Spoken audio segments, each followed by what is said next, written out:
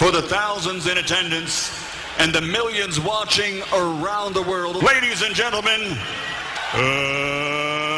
let's get ready to rumble!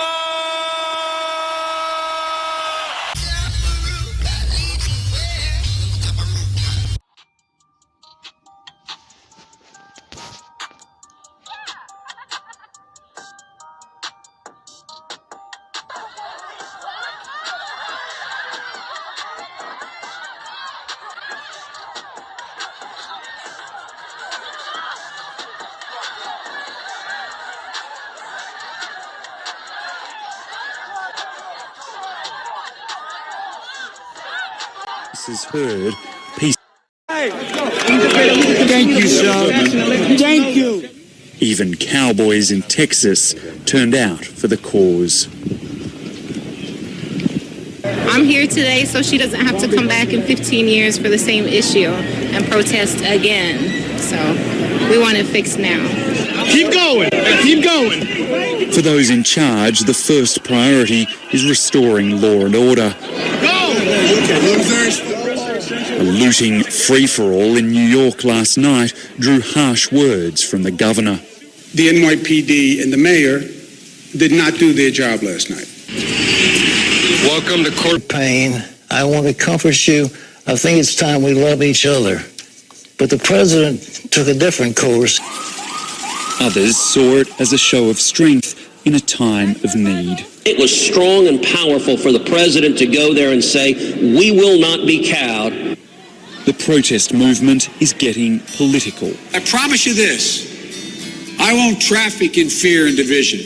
I won't fan the flames of hate. Well, it may not look like it from what you can see here and at other protests around the country, but Donald Trump still enjoys a lot of support, particularly in the states that matter. Even here, there are doubts about his opponent. Would like to see him out of the White House, of course. But then again, crying at the doorsteps of those armies of salvation. Wasting time in the There were more. sitting around. This is when those officers took. Gianna's mother, Roxy Washington, was mourning a future lost for a child and her father. He would never see her grow up, graduate. He would never walk her down the aisle. Her dad gone, his memory, his name, now etched in American history.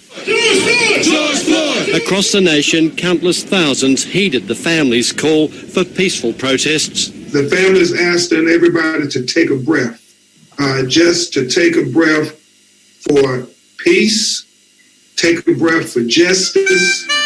The Minnesota Human Rights Department has launched a civil rights investigation into Minneapolis police. we're going to establish peace.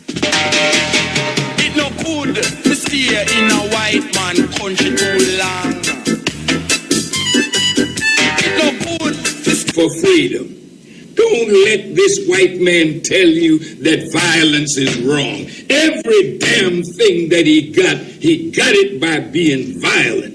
Killing people, raping and robbing and murdering. He's doing it as we speak. And then he has the nerve to come and tell us that violence and hatred won't get it. Don't buy that.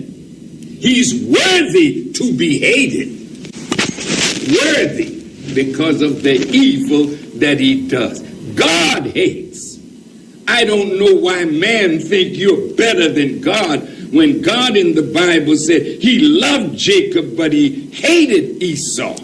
In the Bible, he said no man can serve two masters. He'll love one and hate the other. They have made us little sheep that they can walk over and run over, but when we decide it's over, and we should make that decision. It's over. We're not taking it anymore, and we cannot pass on to another generation the legacy of our cowardice when we know the problem and won't move to erase the problem. That's our fault. We got to change. See, one of the things that our ancient people knew, yours and mine, when it got to the point where they would be extinguished, They had to fight. Even if they lost, they had to fight. So the great warrior spirit came up out of us. Same with the blacks, same in Haiti, same in Central and South America, the Maroons. All of those came to a position where they had to fight. In that church, when 9 of our brothers and sisters were shot down by a skunk, how in the hell are we justified in offering him love and he offers us death? Somebody asked me the other day.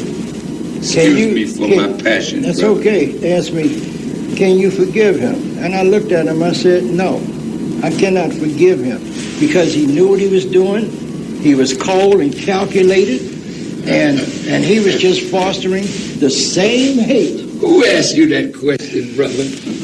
Did he look like us? Yeah.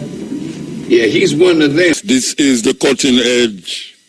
We're there with you, the whole heap of things we are going on, Serious things are going on right now, but one girl could run up away, really, some things where you might never did hear.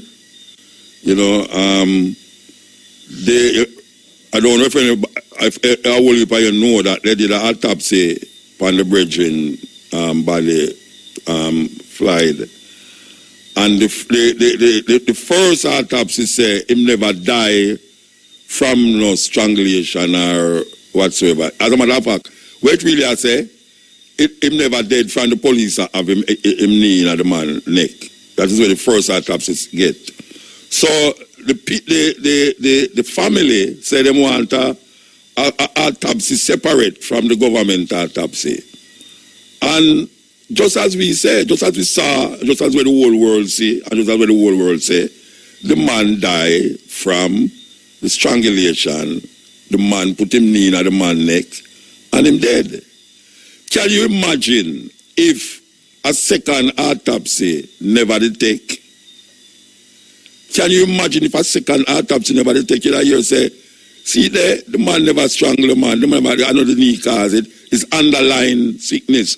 It's like the man say a COVID kill. It's like the man. No, seriously, that them say it's an underlying thing him did have, So right away, you think COVID. Yes, rotted. The man did have COVID, but the family did the right thing and went. That's why in Jamaica, you see, anytime you hear police do this and people do that and all them thing there, go get a second opinion. When you hear them talk about you have this and you have that, go get a second opinion because sometimes these things is cover up and conspiracy. A whole heap is cover up sometime and conspiracy. Especially when it come on to people who them feel say the government are getting a problem with or the doctor are getting a problem with. You understand? So yeah, it is good. So it is established that it's murder. So they move the murder tree to the murder two. The murder tree to the murder two. Now everybody has said should I go a murder one, and there was an argument that fit to be murder one, you'd have to have you'd have to think about the action before you do it. That is what you must say. You'd have to think about the action before you do it. So it's like a premeditated murder. Well, I hear attorney say premeditated murder in America don't have to be a whole day. Like you plan to kill a man so you go buy a gun, or you plan to kill a man so you put something over him head and make it stay there how much hours. The woman has said premeditated murder can be all 3 minutes. In other words, you can premeditate to kill them. You can't have the man down on the ground there. Because remember, I say it's over 8 minutes or 9 minutes them have him, You could have the man on the ground there. And you did your thing, you have him made by say, so I go and kill the boy. And if you notice, the man put him hand in his pocket, According to what we are told, the hand in the pocket maintain the pressure.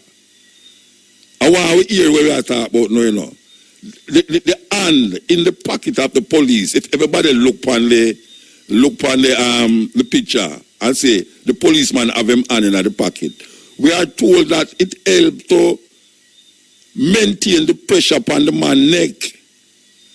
So I am seeing that it is a premeditated murder. I am seeing that. Anyway, them charge the other one them. And so now we're going to see now. We're going to see what is going to happen now. Because we have been this way before. That's all we have to say. That them come out with all these things, yeah, charge a man, and then when the courthouse now, them find some little loophole for sure, you say, this and that. There's no way. No, I'm not telling you. If the policeman don't go to jail to rotted, I don't know what happened to America. I don't know what will happen to America if the policeman don't get charged and locked up and arrested and go to prison. Believe you me. Because it is so blatant and so out there. Now, meanwhile, we are thinking about that now, you know. There's some police stop a white guy. Some police stop a white guy, you know, and drive him to him car and lean up on a car, you know. A white boy, you know, with a white police. And guess what?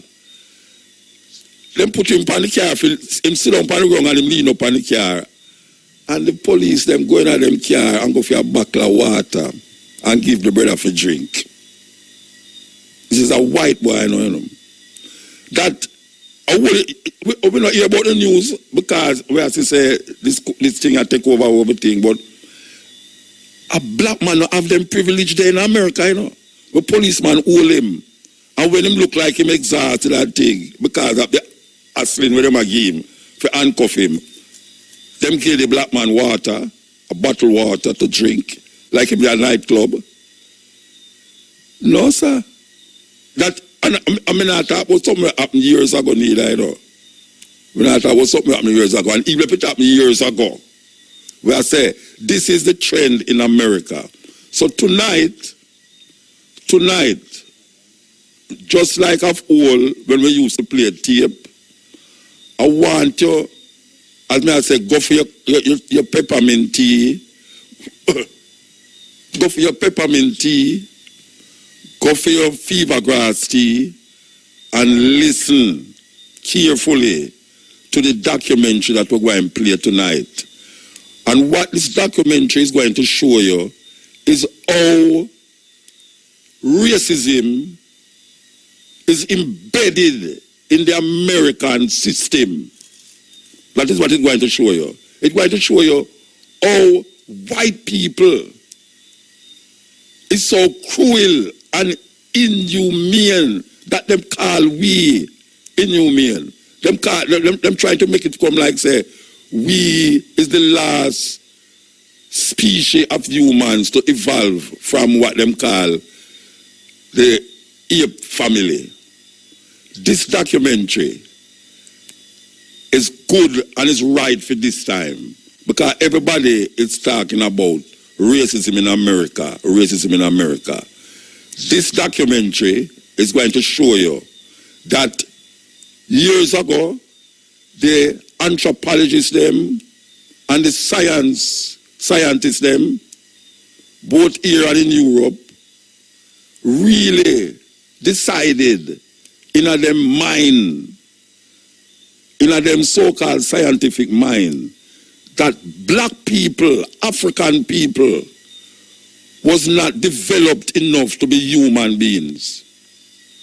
So what them do, them take we from Africa and carry go in a zoo.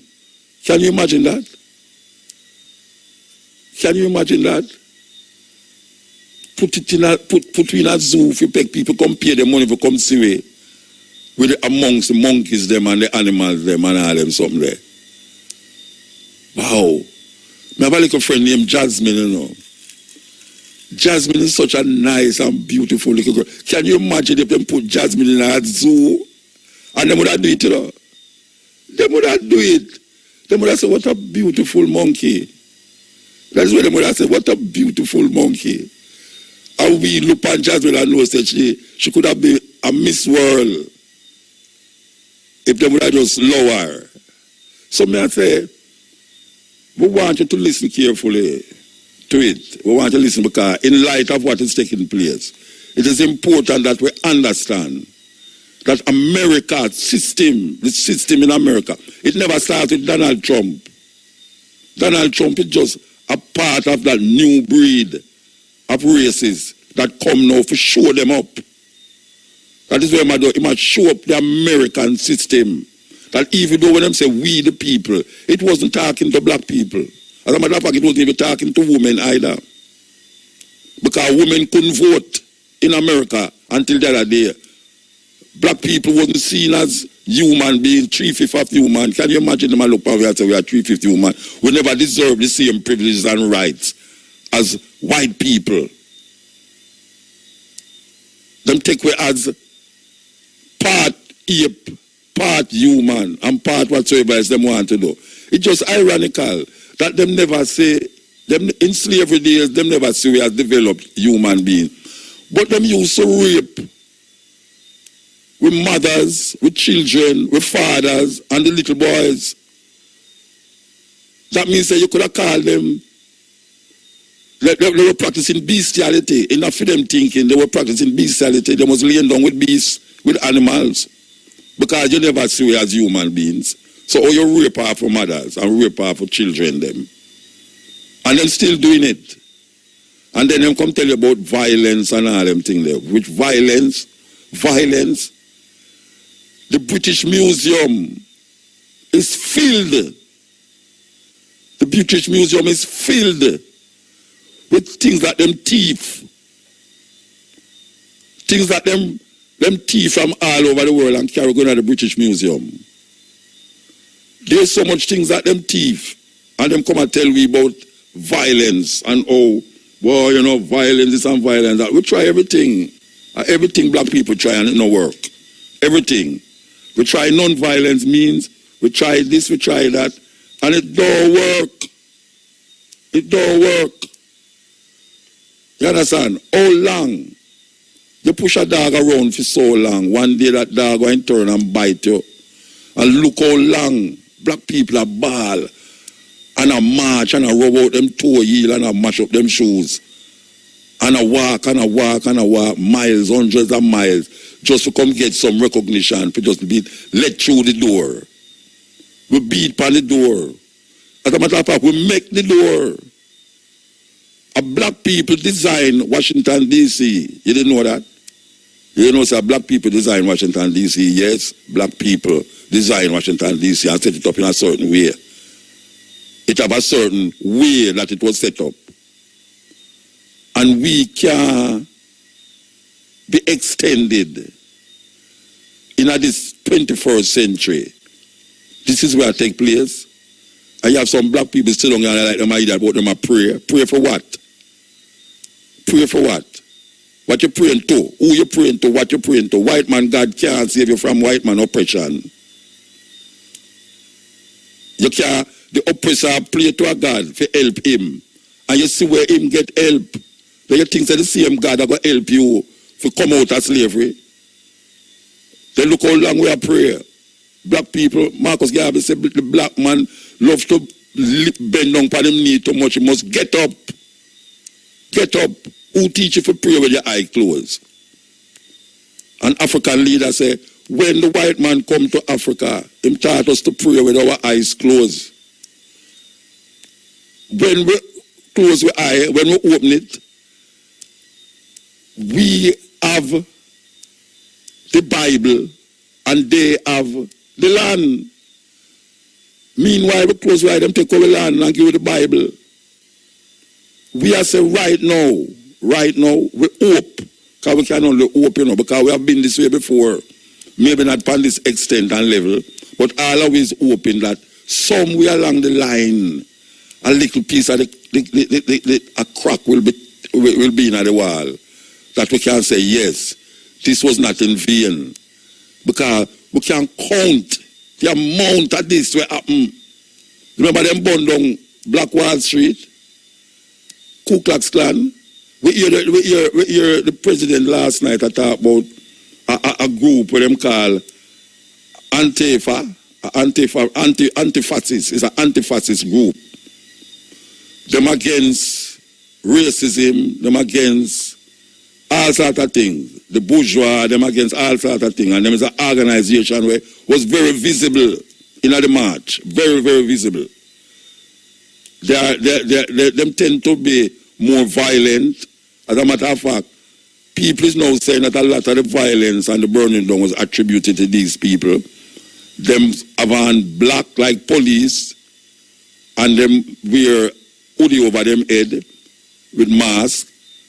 We see a picture. I mean, today I see a picture with some police, a police vehicle. What me say? Me see a picture. It's not no movie picture, me I see, you know. A police, some police, about 6 police have burn a police vehicle. And the people them behind the video we actually say, hey man, look there. It's some police doing this thing. Man, this is serious. It's the police doing this thing. Them have a uniform, but we don't know if it's police. You see, man, in Jamaica, you have man who dress up in a police force thing and come shoot people. And then you ball and say, yes, it's the police, them shoot them, but sometimes it's some ordinary man do it. So we have said there is a group, them call it Antifa. Antifa, yes, A-N-T-I is one word, and fascists, anti-fascists. Is a group where really believes that them can solve the political system by using violence to overturn the system. Now, we hear Donald Trump mention them last night.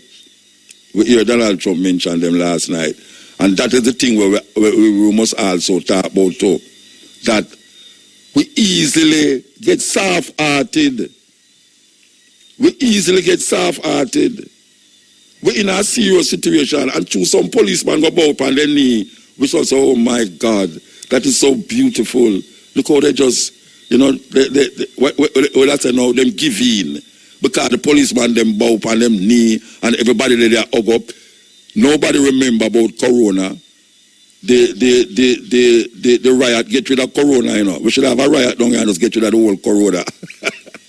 Yeah, because the amount of people will be sitting there. The Corona must have said, what? Who them talk about people must stay inside and wear masks? Thousands of people in the almost city there, a march. And most of them don't have had no mask. And all them do attack loud and breathe up one of that short. It's going to be very interesting that today is what? The 3rd? We want to see by the 18th.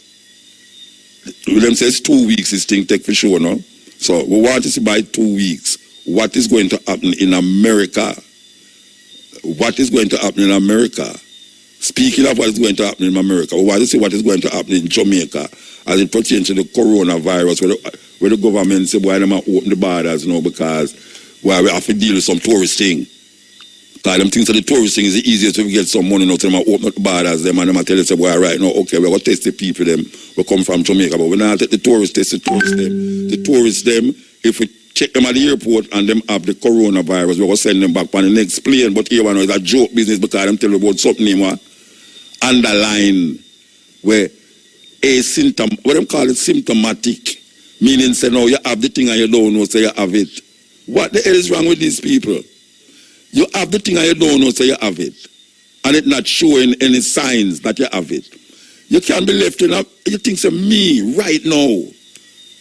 Me understand about money and them something there, but given where me I see where I go on, you think say me would I go say me I go make American come in my country and given this way I go on, so given say America is the center of this thing, you know. You think me I go make American come in my country because me I open tourists? No, tell me about some man from Trinidad, some people from Barbados, or some people from Sweden, or even Russia.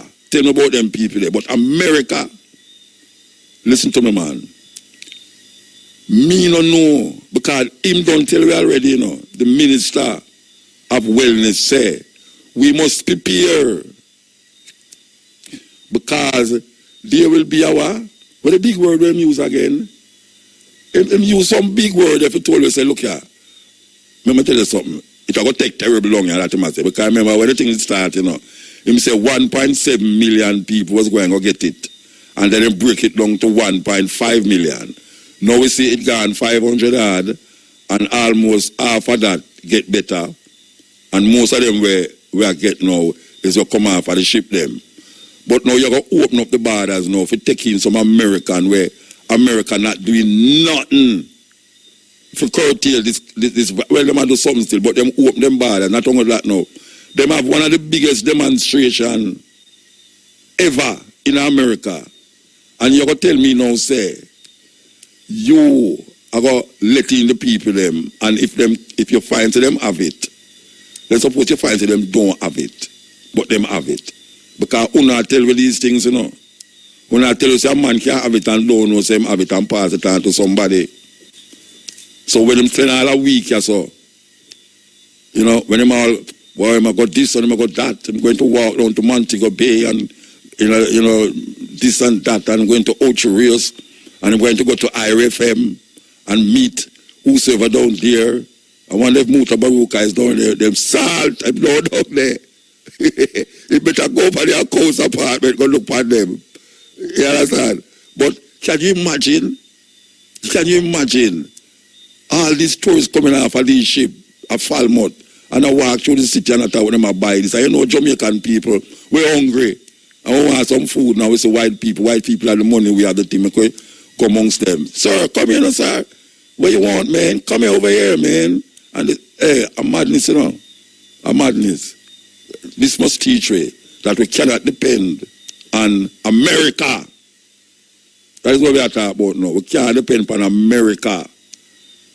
We have to use this as a training ground now to figure out, because what happen, anyhow this thing, hey, you talk about election right now. I'm telling you the truth, you know. Peter Phillips, I better I just know say you have cancer and just go lay down, eat good food, you know, laugh with your family and invite some of your friends over and drink 2 stout and all them something. I don't forget about prime ministership, because I don't know what the hell you as a man who have cancer would have want to pressure your brains for to be prime minister of this madness we are going. So you hear me I say now, me no think say Peter Phillips have any chance right now. Give him when me see a go on. Give him when me see a go on, me no think him have a chance. But here I know, something can happen in the middle of the thing, you know. Between now and early next year when them call election. And here what can happen now. You say all that cross in mind too, you know. Mr. Wellness man. Must cross in mind. You can't just imagine if come inside or so. And your ears say, like when I'm going to the 15th, the 14th of June, can you imagine all the June, July, the 15th of July, your ears say all the numbers we have it now, go double again, and I know Jamaican, and then you go hear say one person dead today, you know, so at 10. What should that be a conker? Hey, Peter Phillips, so that cancer that down in his body. You know, you say, oh, this is miracle, man. You know, say, the opposition leader do have no cancer again. Because I'm ready like Eddie. I mean, I talk about Freddie, no, you know, Eddie. So, we're going to watch that. But meanwhile, back in America, man, things kind of serious. They might call out the soldier them on the road. People are object to the soldier them on the road. Insurrection, there's an insurrection law there that them are try to invoke. The people them said, no way, you're mad. You can't go invoke insurrection upon the people them in the citizens of America. How long the Ku Klux Klan did it? Me never hear them designate them a terrorist organization. The amount of people the Ku Klux Klan kill, black people. Me never hear them, no government in America ever come up and designate them a terrorist organization. Because they are a terrorist organization. The lynching, the amount of lynching with them take place with the Ku Klux Klan. And them still active. And we don't know if some of them never in the crowd too. Because we used to them find a van, a unload, pure building block, brick. Pure brick. We see some people that drive some face off, some kerchief up, and some white people face. And I say, hey, what you do? And I just, hey, I tell you, the iPhone thing is dangerous, you know. The iPhone thing is dangerous, man. But I tell you, it's a serious thing. So we have to watch where we are going. This is, as we say, we're going to play. I don't know, after the advertisement, them 11:15, we're going to play this thing here. We want the people them listen to it because it's going to give you a good insight into how America became the epitome of racism in the Western world. That's all. Yes. Speaking of that, there will be a demonstration in solidarity to George Floyd on Saturday in front of the American embassy at 9 o'clock. 9 o'clock.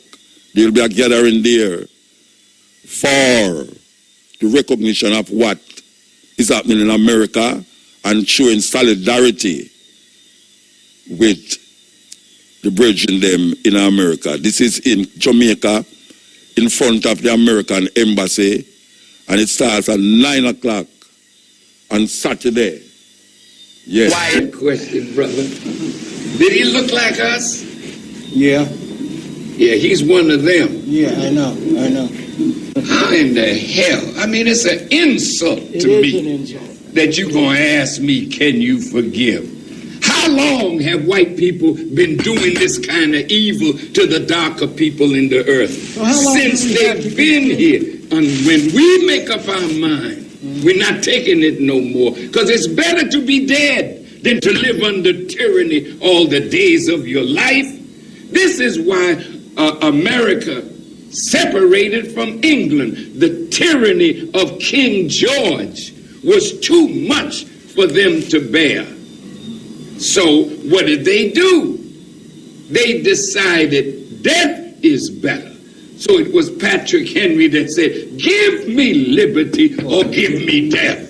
And until we come up with that kind of mind, I'd rather be dead than to live continuously under this kind of tyranny. And when you think like that, you do what is necessary to move the tyrant off of you.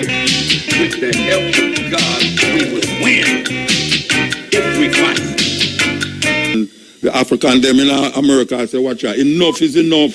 That is what them say, enough is enough. And thing to the next, but we're going back to where the Minister of Wellness said in Jamaica about, you know, all people, they're going to bring in the people them who them don't know if them have it or not. But all them are going to do is tell you, say, look here, we just don't tell you no what to do to protect yourself. Wear a mask, don't make nobody cough and sneeze by you, and keep a distance of 6 feet. So anything happen to you, we don't care. So they're going to bring in the virus now and see how what we call it now, how stubborn we is or how good we is to take orders. Because according to them, we did tell you already what to do. So we don't have to tell you again. So we want to make some money now. The big man, them are pressure way for open business that them can make some money. So here we are, don't know. We're going to open it and make the big man them make some money. So if you don't want, protect yourself by wearing a mask and don't make nobody sneeze and cough, don't blame the government. Watch and see what Jamaican people are going to do. You better go to, you see, the Prime Minister, you better do like what Portia did do. I have one pass now, walk up and down with our PP, clack, all the while when she do things. Yes. Okay. Zoos. Human zoos. Yes. Listen carefully. Mama, she's bleeding. Calling unlimited. Digicel, there with you.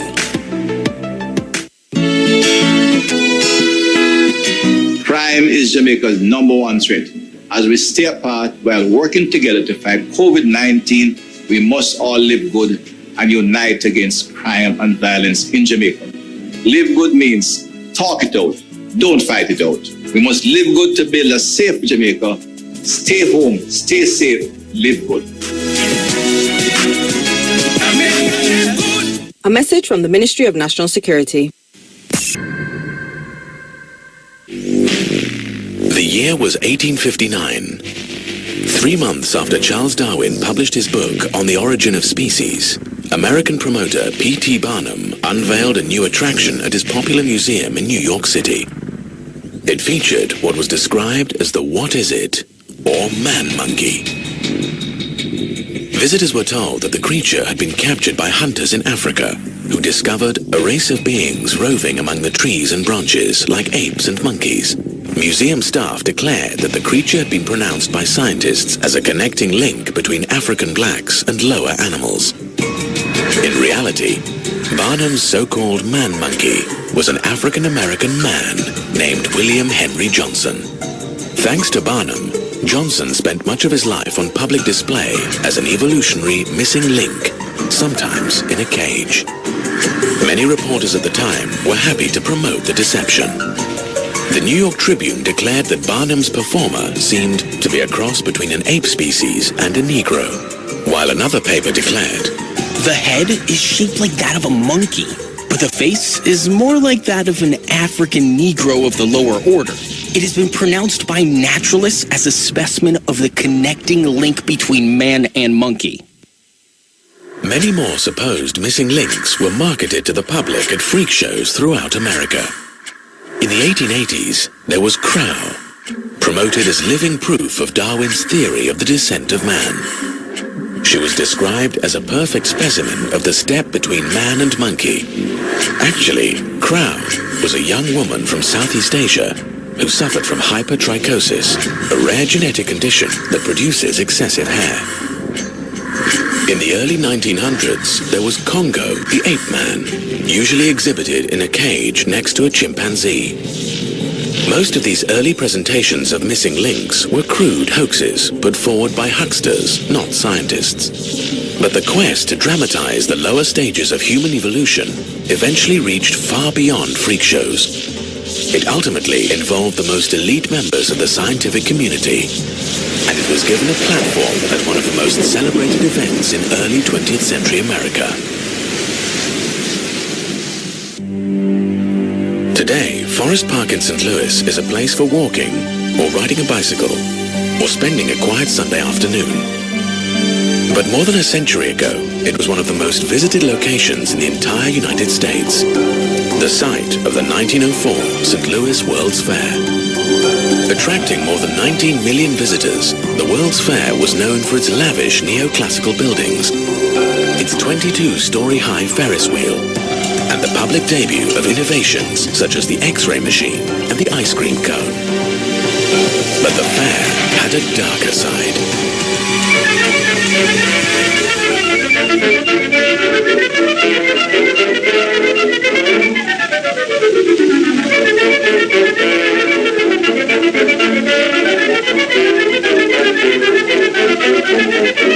Organizers imported thousands of indigenous peoples from around the world to be put on public display in what was essentially a giant human zoo. Unlike freak shows, the human zoo in St. Louis was created with the cooperation of America's scientific establishment. The man behind the human zoo was anthropologist William McGee. One of the nation's leading scientists, McGee had already served as acting president of the American Association for the Advancement of Science. In 1903, he was asked to head the anthropology department for the World's Fair. McGee had grand plans of presenting the story of human evolution by displaying representatives of what he considered lower stages of the human race. McGee's plans reflected the ideas of mainstream anthropology of the time. Anthropology was kind of founded on this idea of mapping civilization from the highest to the lowest, right? With the lowest at that time said to be Africans, and then you sort of move up. Leading men of science from Harvard and Princeton and Columbia University were saying that Africans were midway between an orangutan and a human being. Like many scientists of his day, McGee drew inspiration for his ideas on human development from Darwin's theory that humans had evolved from ape-like ancestors. Darwin's theory provided a template for categorizing Africans as biological inferiors. His impact created a bandwagon effect on many scholars on both sides of the Atlantic. Africans were demeaned with terms like savages and compared to animals. Admittedly, some of these comparisons were used before Darwin, but after Darwin, they increasingly took on the authority of science. Darwin argued that the break in evolutionary history between apes and men came between Africans and Australian Aborigines and gorillas. In other words, he thought blacks were the closest humans to apes. German scientist Ernst Haeckel helped popularize the idea. Ernst Haeckel was the leading German Darwinist in the late 19th and early 20th century. He corresponded extensively with Darwin, and Darwin recognized Haeckel's affinity with his own theory. Ernst Haeckel also is known for his raving racism. And in fact, he had a graphic of the history of human evolution that, in very pointed terms, really embedded a racist view of human evolution. You had the Teutonic male on the top, the sort of the Germanic male, and then at the bottom you had some creatures that looked partly like apes, partly like Jews. He was also anti-Semitic. And in the middle, you had the transition from the ape-like creatures to the first human creatures. The ape-like creatures look pretty much like they're Africans. And the takeaway point that Ernst Haeckel had from this graph was that the difference between the highest human being and the lowest human being, the gap between the highest Teutonic male and the first human being that was just one step above the apes, was larger than the gap between the lowest human being and the highest ape.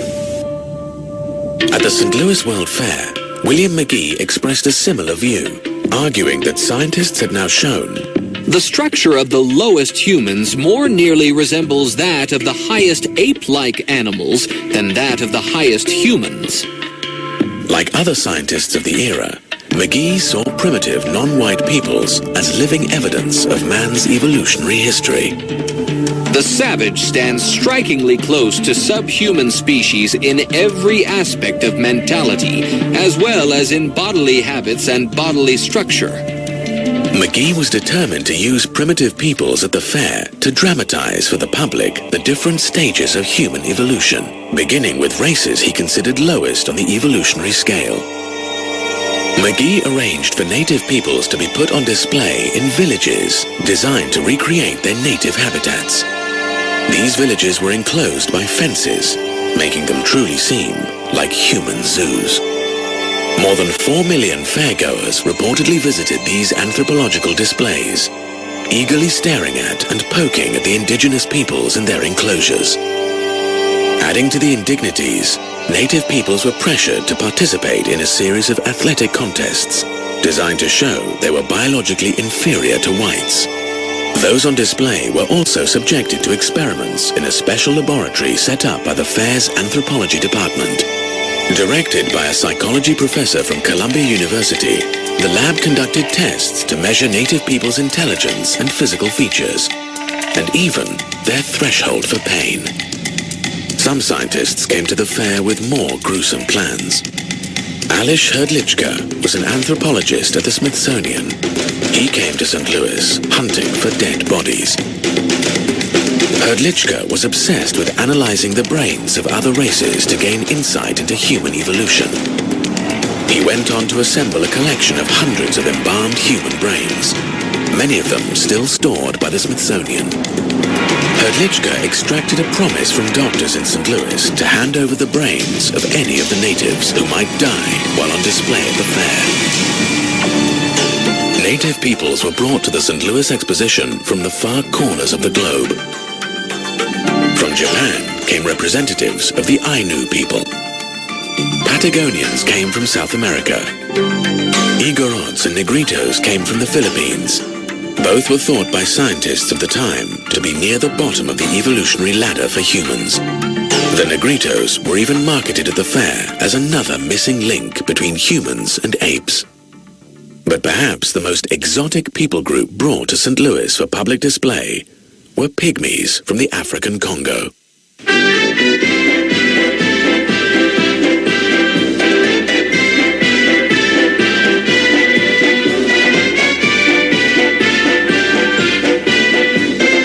The pygmies brought last week to the World's Fair prove Darwin's theory of the missing link? Will a study of the little black children of the African jungles shed light on the theory evolved by Darwin as regards the evolution of the human race? Dr. W.J. McGee, chief of the anthropology department of the World's Fair, is convinced that it will. This is the first time that the Aboriginal people of Africa have been brought to an English-speaking country. This is the first opportunity that has been presented to scientists to study them. Many characteristics were noticed in the pygmies that closely resemble the ape or the simian type. It is believed that the pygmies, who are said to represent the lowest form of human development, are next removed from the simian family. The pygmies appearing at the St. Louis World's Fair had been transported from Africa by former missionary turned explorer Samuel Phillips Werner. Werner had gone to Africa with the explicit goal of finding pygmies to display at the fair. He had gone to the Congo heavily armed, and he had gone hunting for these people we call pygmies, these diminutive people of the Central African forest. The fair's anthropologist William McGee repeatedly compared the pygmies to monkeys and apes. In the journal Science, he even asserted that pygmies were commonly considered to approach subhuman types more closely than any other variety of the genus Homo. They were considered by men of science at that time to be the lowest form of humans, or in some thought they were subhuman.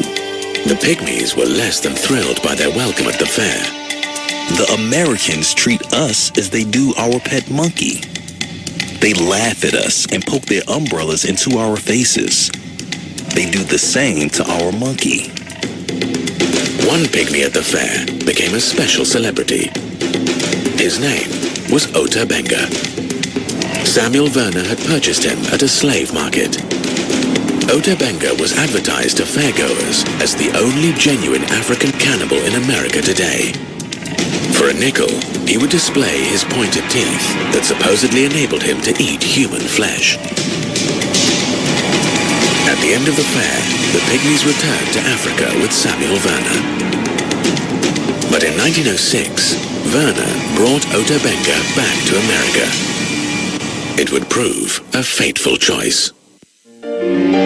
Samuel Werner returned from Africa to New York City on July the 30th, 1906.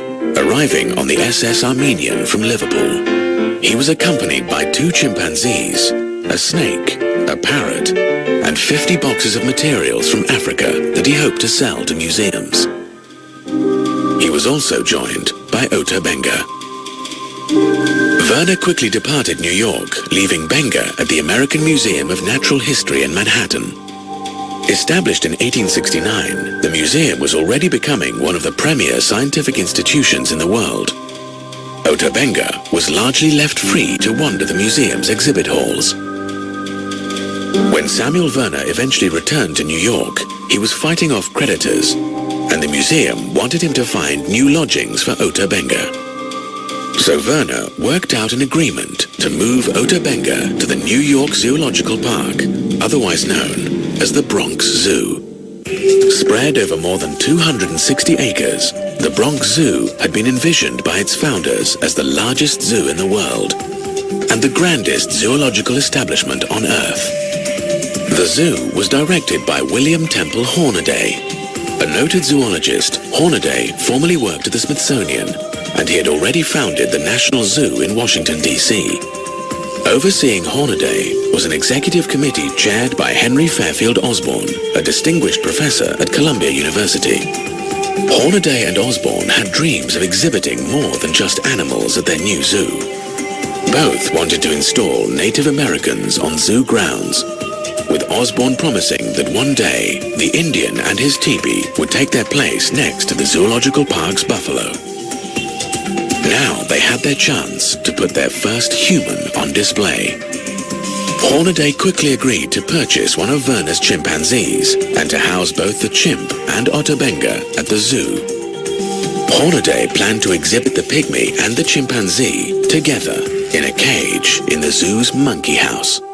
It was presented as science, not as a circus act, because these were men of science who were doing this. Otobenga went on display in the monkey house on Saturday, September the 8th, 1906. The next day, a sign was placed on the cage explaining the new exhibit. The African pygmy, Otobenga. Age 23 years. Height 4 feet 11 inches. Weight 103 pounds. Brought from the Kasai River, Congo Free State. Exhibited each afternoon during September. Thousands of New Yorkers came to stare and laugh and debate the meaning of the display.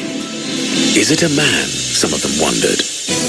Newspaper coverage brought even more people, and in just a few weeks, the zoo drew nearly 250,000 visitors. But the notoriety also brought controversy.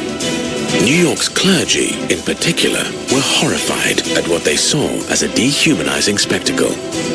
First to speak out was the Reverend Robert Stewart MacArthur, pastor of the city's Calvary Baptist Church, one of the largest Baptist congregations in America. The person responsible for this exhibition degrades himself as much as he does the African. Instead of making a beast of this little fellow, he should be put in school. Ministers from New York's African-American community soon organized a protest committee. After visiting the zoo and seeing Benga for themselves, they were horrified.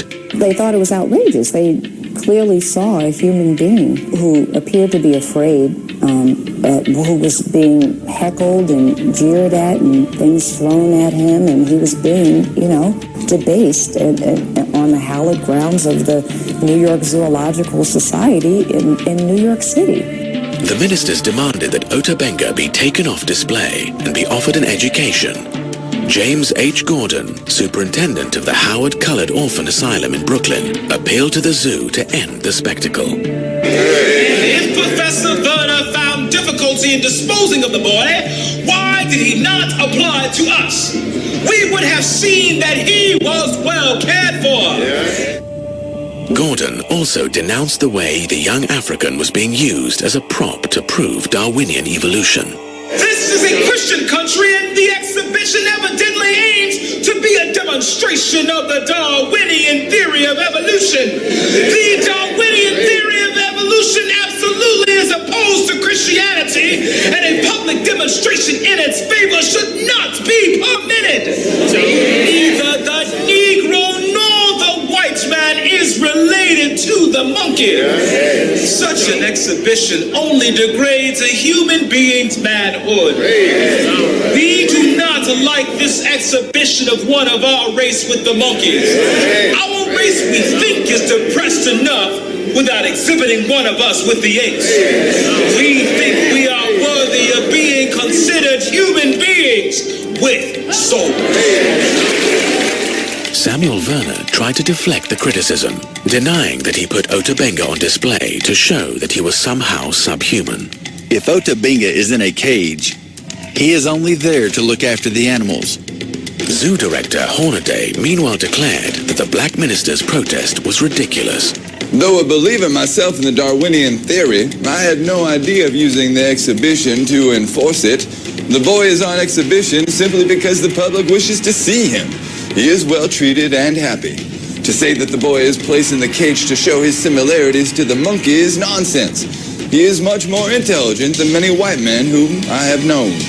Hornaday made clear that he wasn't about to shut down the popular exhibit. The exhibition shall certainly be continued, unless the directors of the park decide otherwise. But the leaders of the New York Zoological Society were pleased by the display. Henry Fairfield Osborn even congratulated Hornaday for the excellent press coverage, commenting that Benga is certainly making his way successfully as a sensation. Spurned by Hornaday, the African-American ministers decided to appeal to George McClellan Jr., the Democratic mayor of New York. McClellan was the son of the controversial general during the Civil War who had tried to unseat Abraham Lincoln in the presidential election of 1864.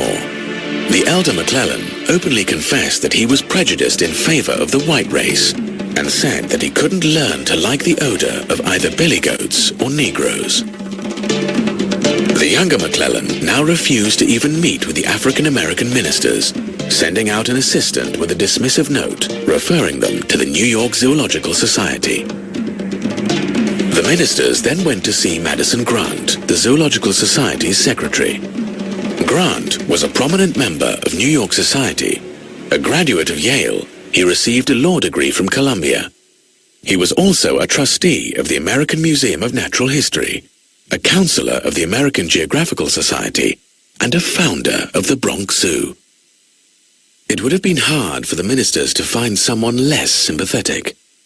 Grant was an open racist who thought blacks were an inferior race and regarded those who had parents of different races as mongrels. Within a decade, he would write The Passing of the Great Race, a book which championed Nordic supremacy and keeping blacks subservient to whites. The book was reportedly praised by Adolf Hitler as his Bible. Grant also rebuffed the ministers. So did the city's most prominent newspaper, the New York Times, which professed to be puzzled by the anger of the protesters. We do not quite understand all the emotion which others are expressing in the matter. Describing African pygmies as very low in the human scale, the Times made clear that it viewed pygmies as less than fully human. Whether they are really closer to the anthropoid apes than the other African savages, or whether they are viewed as the degenerate descendants of ordinary Negroes, they are of equal interest to the student of ethnology and can be studied with profit.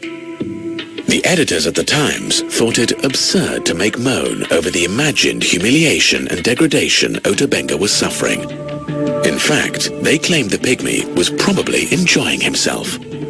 The suggestion that Benga should be placed in a school instead of a cage ignores the high probability that school would be a place of torture to him, and one from which he could draw no advantage whatever. The idea that men are all much alike except as they have had or lacked opportunities for getting an education out of books is now far out of date. After African-American ministers criticized the zoo for trying to use Otobenga to prove Darwinian evolution, the New York Times weighed in again. The Reverend Colored Brother should be told that evolution, in one form or another, is now taught in the textbooks of all the schools, and that it is no more debatable than the multiplication table. As protests continued, increasingly rowdy crowds came to the zoo in order to visit the pygmy. On Sunday, September 16th, 40,000 people converged on zoo grounds to see the city's newest sensation. According to press reports, the mobs chased Otobenga around the zoo all day, howling, jeering, and yelling. Some of them poked him in the ribs, others tripped him. All laughed at him. Benga responded by shooting an arrow at his tormentors, after which zookeepers caught him and returned him to his cage. As both crowds and Otobenga became unruly, Zoo Director Hornaday grew increasingly defensive. He now claimed that he had decided to exhibit Otobenga in a cage simply for convenience. We have no platform that we could place him on, and this big open-air cage was the best place we could find to put him where everybody could see him. Eventually, the continued controversy made Hornaday want to wash his hands of the whole affair. Ultimately, an agreement was reached to move Otobenga to the Howard Colored Orphan Asylum and later to a seminary in Lynchburg, Virginia. There, nearly 10 years later, Otobenga shot himself to death. Benga had expressed a desire to return to his native Africa, but by 1916, the continent was being further ravaged by European powers as they fought World War I, so return was no longer an option. I think the hopelessness of it all, the trauma he had sustained, the loneliness, and, I can't even imagine. He had no idea what had become of his people, if his village was still even there. So it's not hard to imagine the myriad reasons why he would have sunk into this deep depression that ultimately caused him to take his life. In one final indignity, the New York Times published an obituary assuring readers that during Otabenga's stay in their city, he was actually an employee of the Bronx Zoo who had been hired to feed the apes. According to the Times, it was this employment that gave rise to the unfounded report that Otabenga was being held in the park as one of the exhibits in the monkey cage. Otabenga was largely forgotten by history until the 1990s. But the passion of social Darwinists in America for putting humans on display continued. And 15 years later, some of the same figures involved in the Otabenga scandal would be involved in another kind of human display, one whose impact would prove even more horrifying. In September of 1921, leading scientists from around the globe gathered at the American Museum of Natural History in New York City for the Second International Congress of Eugenics. Eugenics was the science of breeding better people. The term had been coined by Charles Darwin's cousin, Francis Galton. But Darwin himself helped lay the groundwork for eugenics in his book, The Descent of Man. According to Darwin, human beings developed through a long and cruel process of natural selection or survival of the fittest. Less fit organisms died, leaving more capable organisms to reproduce and flourish. It was this ruthless process of elimination, not the foresight of a designer, that had propelled human beings to the top of the evolutionary ladder. But Darwin worried that modern society was now doing its best to undermine natural selection. We civilized men do our utmost to check the process of elimination. We build asylums for the imbecile, the maimed and the sick. We institute poor laws, and our medical men exert their utmost skill to save the life of everyone to the last moment. There is reason to believe that vaccination has preserved thousands who, from a weak constitution, would formerly have succumbed to smallpox. No one who has attended to the breeding of domestic animals would doubt that this must be highly injurious to the race of man. Hardly anyone is so ignorant as to allow his worst animals to breed.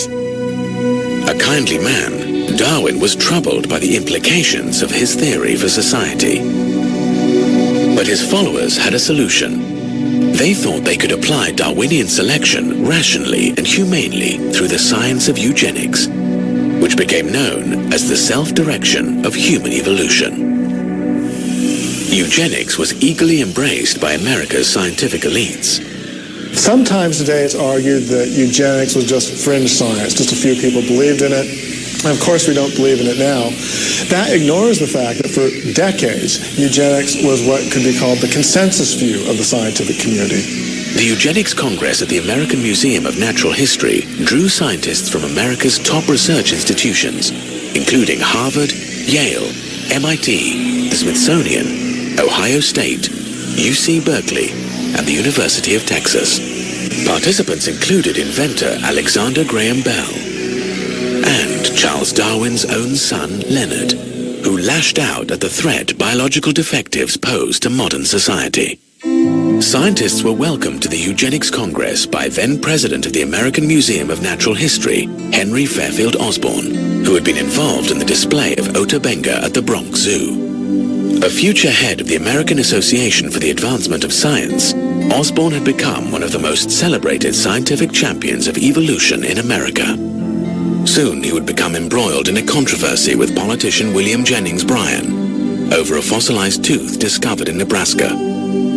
Osborn insisted that the tooth supplied irrefutable evidence of the existence of man-like apes in ancient North America. To his embarrassment, the tooth later turned out to be part of an extinct pig. At the Eugenics Congress, Osborn told scientists that eugenics was essential to the future of human evolution. To know the worst as well as the best in heredity, to preserve and to select the best, these are the most essential forces in the future evolution of human society. Osborn also attacked racial intermarriage. 500,000 years of human evolution have impressed certain distinctive virtues as well as faults on each race. Put three races together, you are likely to unite the vices of all three as the virtues. Osborn argued that racial groups should be studied to determine what tasks each race is best fitted to accomplish. But it was clear that he already thought he knew the proper place of non-whites. If the Negro fails in government, he may become a fine agriculturalist or a fine mechanic. The American Museum of Natural History accompanied the Eugenics Congress with a major museum exhibition designed to sell eugenics to the American public. Participants included America's top publishers, insurance companies, government agencies, and private groups like the American Red Cross. As many as 10,000 people attended the special exhibition. There were no live humans put on display at the eugenics exhibit, but it was still a kind of human zoo. It put human racial groups under the microscope to judge their worth to society. There were displays highlighting differences between black and white babies in the womb. Displays comparing the mental stamina of different races. Displays reporting on the capabilities of immigrants. And displays showcasing equipment for measuring human intelligence and other features. There also were displays about the human brain. One compared the brains of criminals and non-criminals. But the most extensive brain display was created by anthropologist Alish Hrdlicka from his growing collection of embalmed brains. Hrdlicka left his original specimens stored in jars at the Smithsonian, but he brought gelatin models of the embalmed brains of apes and 3 races of humans.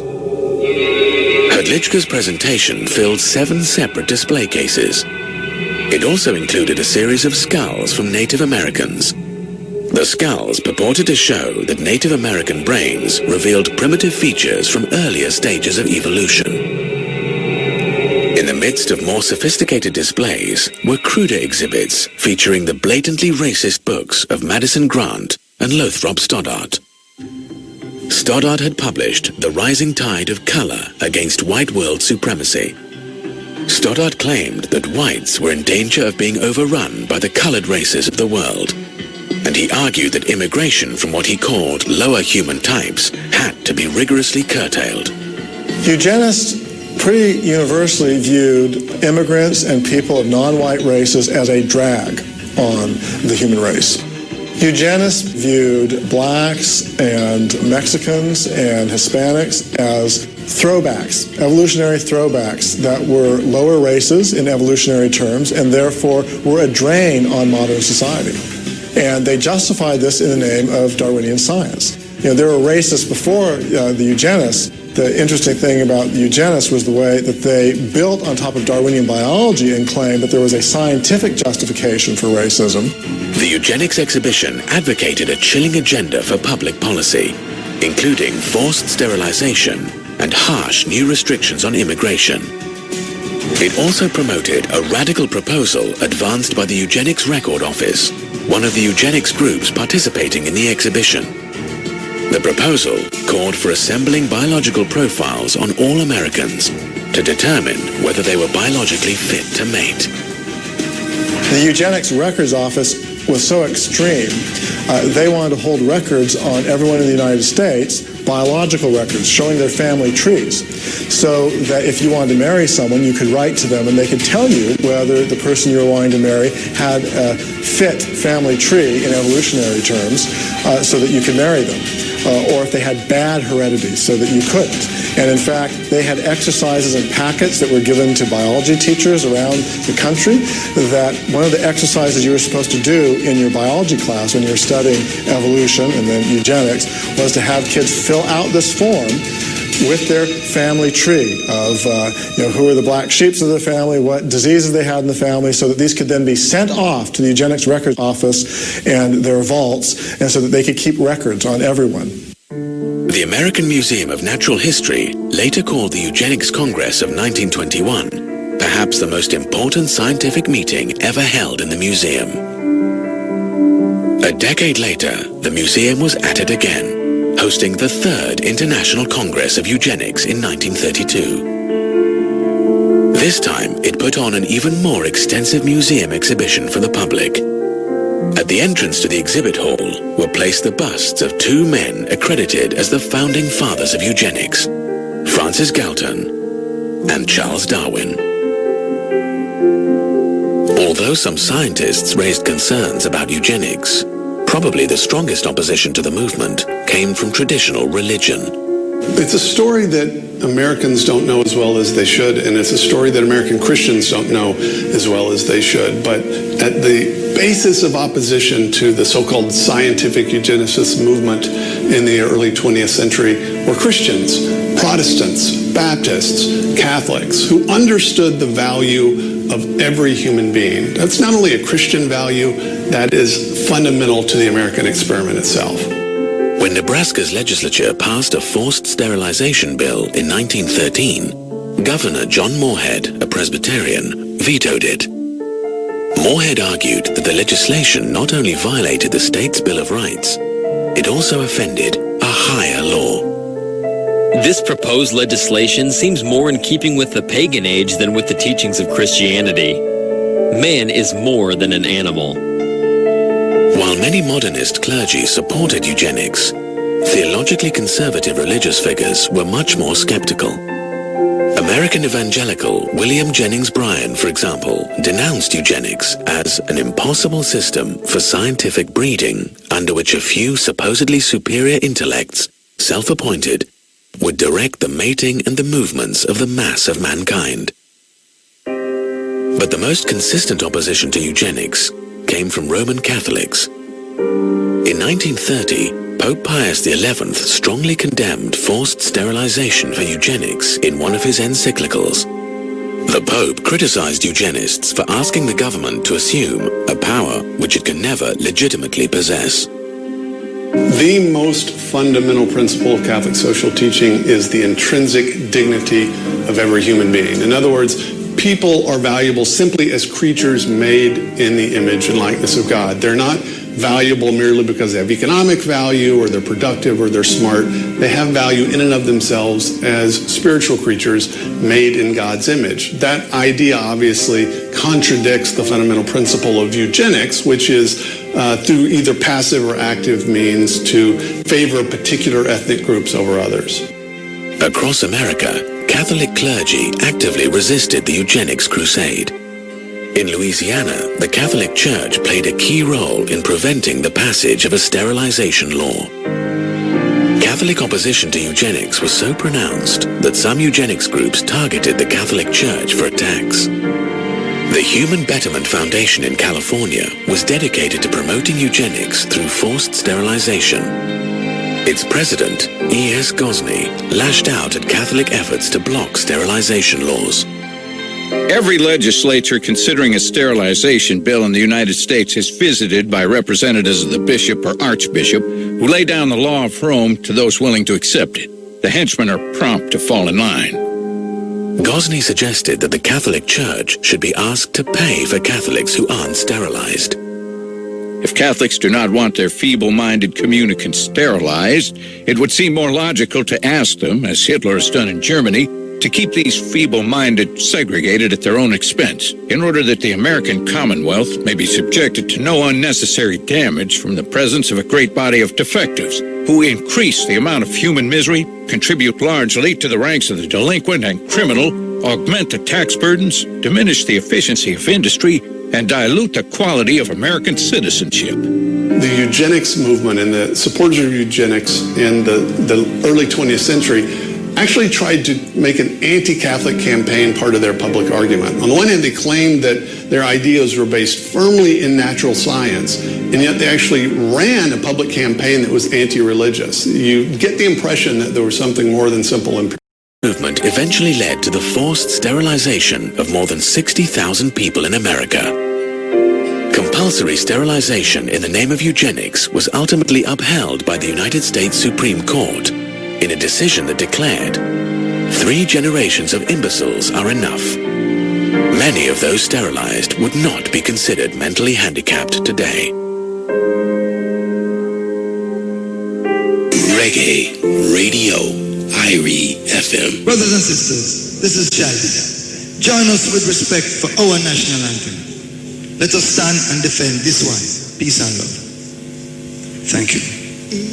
Eternal Father, bless our land. Guide us with thy mighty hand. Keep us free from evil powers. Do our life through countless hours.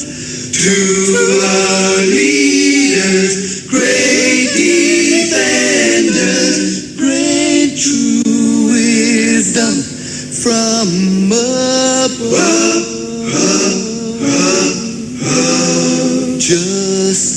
Justice, truth, be ours forever. Jamaica, land we love.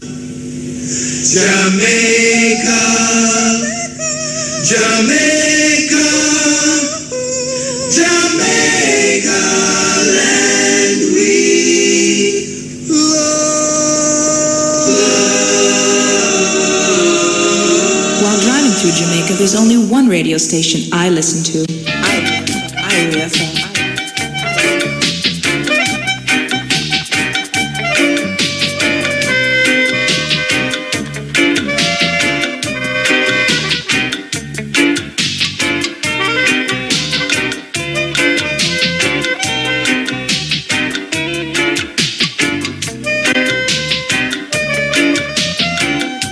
Yeah. This is the cutting edge on RFM. We call this the university school.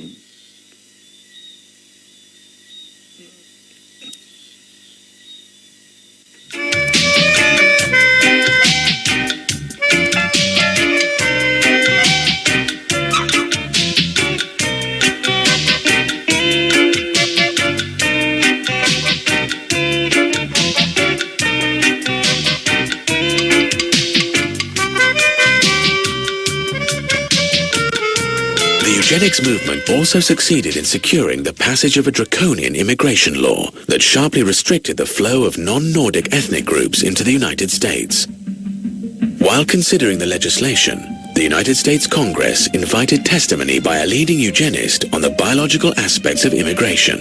Starting in the 1920s in particular, there was a huge push for immigration restrictions on people who were coming from non-Germanic, non-Northern European countries. And so people coming from Mexico to the United States, or people coming from Africa or Southern European countries that had people that the eugenists viewed as evolutionarily backwards, they had to be stopped because they were going to destroy our society. But the most horrifying implementation of eugenics policies took place not in America, but in Nazi Germany. The Nazis ultimately sterilized more than 300,000 supposed hereditary defectives in the name of eugenics. They then started gassing the disabled at special medical facilities. It was in these killing centers that the Nazis began to perfect the methods they would later use to exterminate Jews. The sordid history of eugenics and the mainstream scientific community's embrace of it remains completely unknown to many Americans. So does the scientific community's involvement with social Darwinism and scientific racism, including human zoos. It's a history some people are still trying to cover up.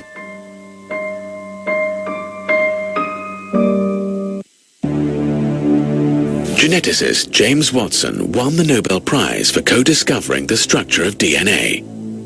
But in 2007, he sparked outrage when he suggested that African blacks were genetically inferior to European whites. Echoing the arguments of scientific racists from the past, Watson claimed that black inferiority was due to evolution. There is no firm reason to anticipate that the intellectual capacities of peoples geographically separated in their evolution should prove to have evolved identically. James Watson.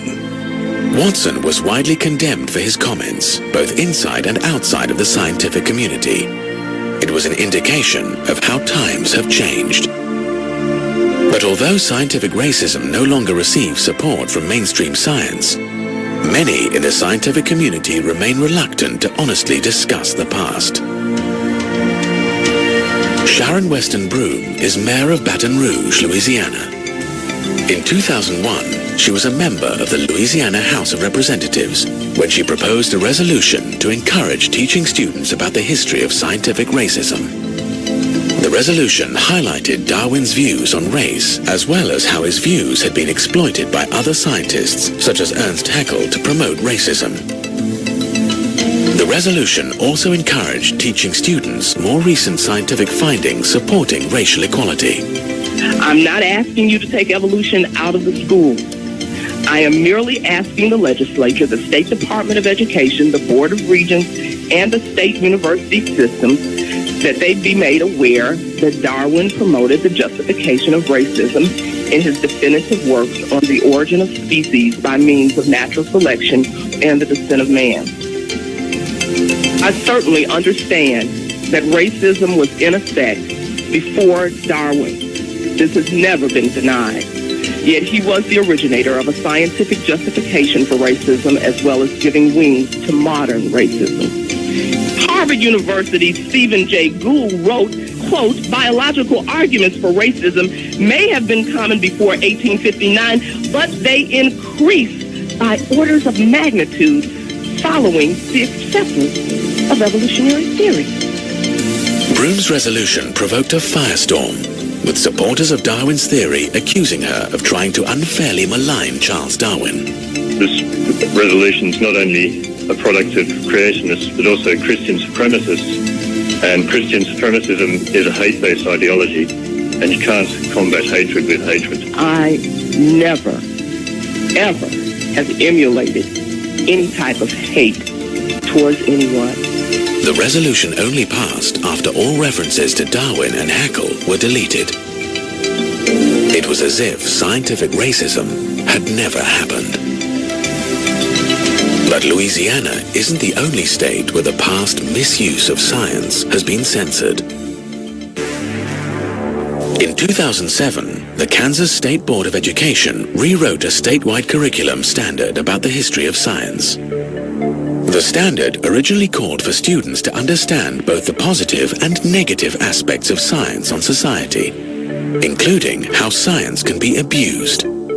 As examples of the abuse of science, the original standard cited the eugenics movement, scientific racism, and the infamous Tuskegee syphilis experiment, where government researchers left poor black men untreated for syphilis in order to observe the progression of the disease. The Kansas Board of Education revised the curriculum standard to eliminate any study of the abuses of science. Now students would only learn about how science had improved society. The original standard did not mention Darwin or Darwin's theory. That did not stop proponents of rewriting the standard from claiming they were defending the teaching of evolution. But public officials aren't the only ones who have tried to cover up the history of scientific racism. Some of the institutions most involved in promoting scientific racism in the past are still suppressing their own history. The American Museum of Natural History remains one of the world's leading science museums. But to this day, it has never apologized for the role it played in promoting the international eugenics movement. It has also tried to downplay the role of scientists in promoting scientific racism. In 2005, the museum mounted a major new exhibition on the life and legacy of Charles Darwin. The exhibition is still available today as a traveling exhibit. The exhibit contains a section on social Darwinism that fails to acknowledge any involvement by the scientific community in either eugenics or scientific racism. Even more glaringly, the exhibit also fails to disclose the museum's own role in promoting social Darwinist policies, like eugenics. According to the current exhibit, social Darwinism had no real connection with either Darwin or science. The fact of the matter is that if you read the scientists of the day, in the late 19th and early 20th century, many of them were promoting racism and even racial extermination, extinction of races. They were promoting the gaining of living space. They were promoting competition, the things that we know of as social Darwinism. These were things being promoted by Charles Darwin himself to some degree, many other leading biologists, Ernst Haeckel in Germany, and many others. You could go on. And by the 1920s and 30s, they were becoming very prominent. If you look especially in the field of anthropology and evolutionary anthropology, many of them were promoting social Darwinism. This was not just an idea of some cranks or some political people that didn't really understand the science. This was an idea that was very prominent in scientific circles. Officials at the American Museum of Natural History declined a request to be interviewed for this documentary. Their stated reason was that filmmakers were unable to purchase $2 million in insurance. The museum also turned down repeated requests to answer questions about its history and writing. Officials at the Bronx Zoo are likewise skittish when it comes to discussing its display of Ota Benga. They also refuse to be interviewed. And if you visit the zoo today, you won't find any remembrance of what happened to Ota Benga. Instead, what they've done is they've closed off the monkey house. So where Ota Benga was housed, the public could not even see it now. And they have just not had any comment whatsoever. It's as if zoo officials hope that Ota Benga and the scientific racism that dehumanized him will stay forgotten. Others seem to share the same hope. But some things should never be forgotten, because things that are forgotten have a way of coming back.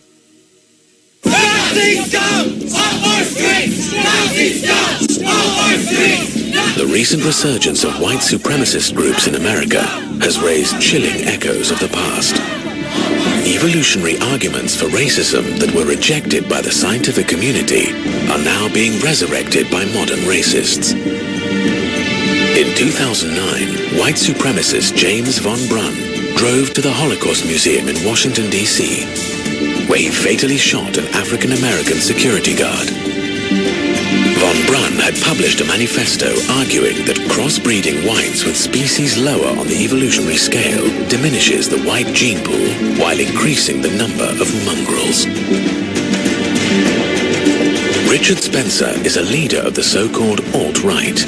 He argues that, quote, Darwinism offers a compelling and rational justification for whites to act on behalf of their ancestors and progeny and feel a shared sense of destiny with their extended kin group, unquote. In a 2017 study, more than 400 self-identified members of the alt-right revealed that they view blacks, Mexicans, and other racial and ethnic groups as less evolved and closer to humans' ape-like ancestors than whites. The misuse of science to promote racism is no longer just a sad relic of our history. It's also an uncomfortable part of our present. One reason we should remember the sins of the past is to help us avoid making the same mistakes again. We need to learn from the past, not cover it up.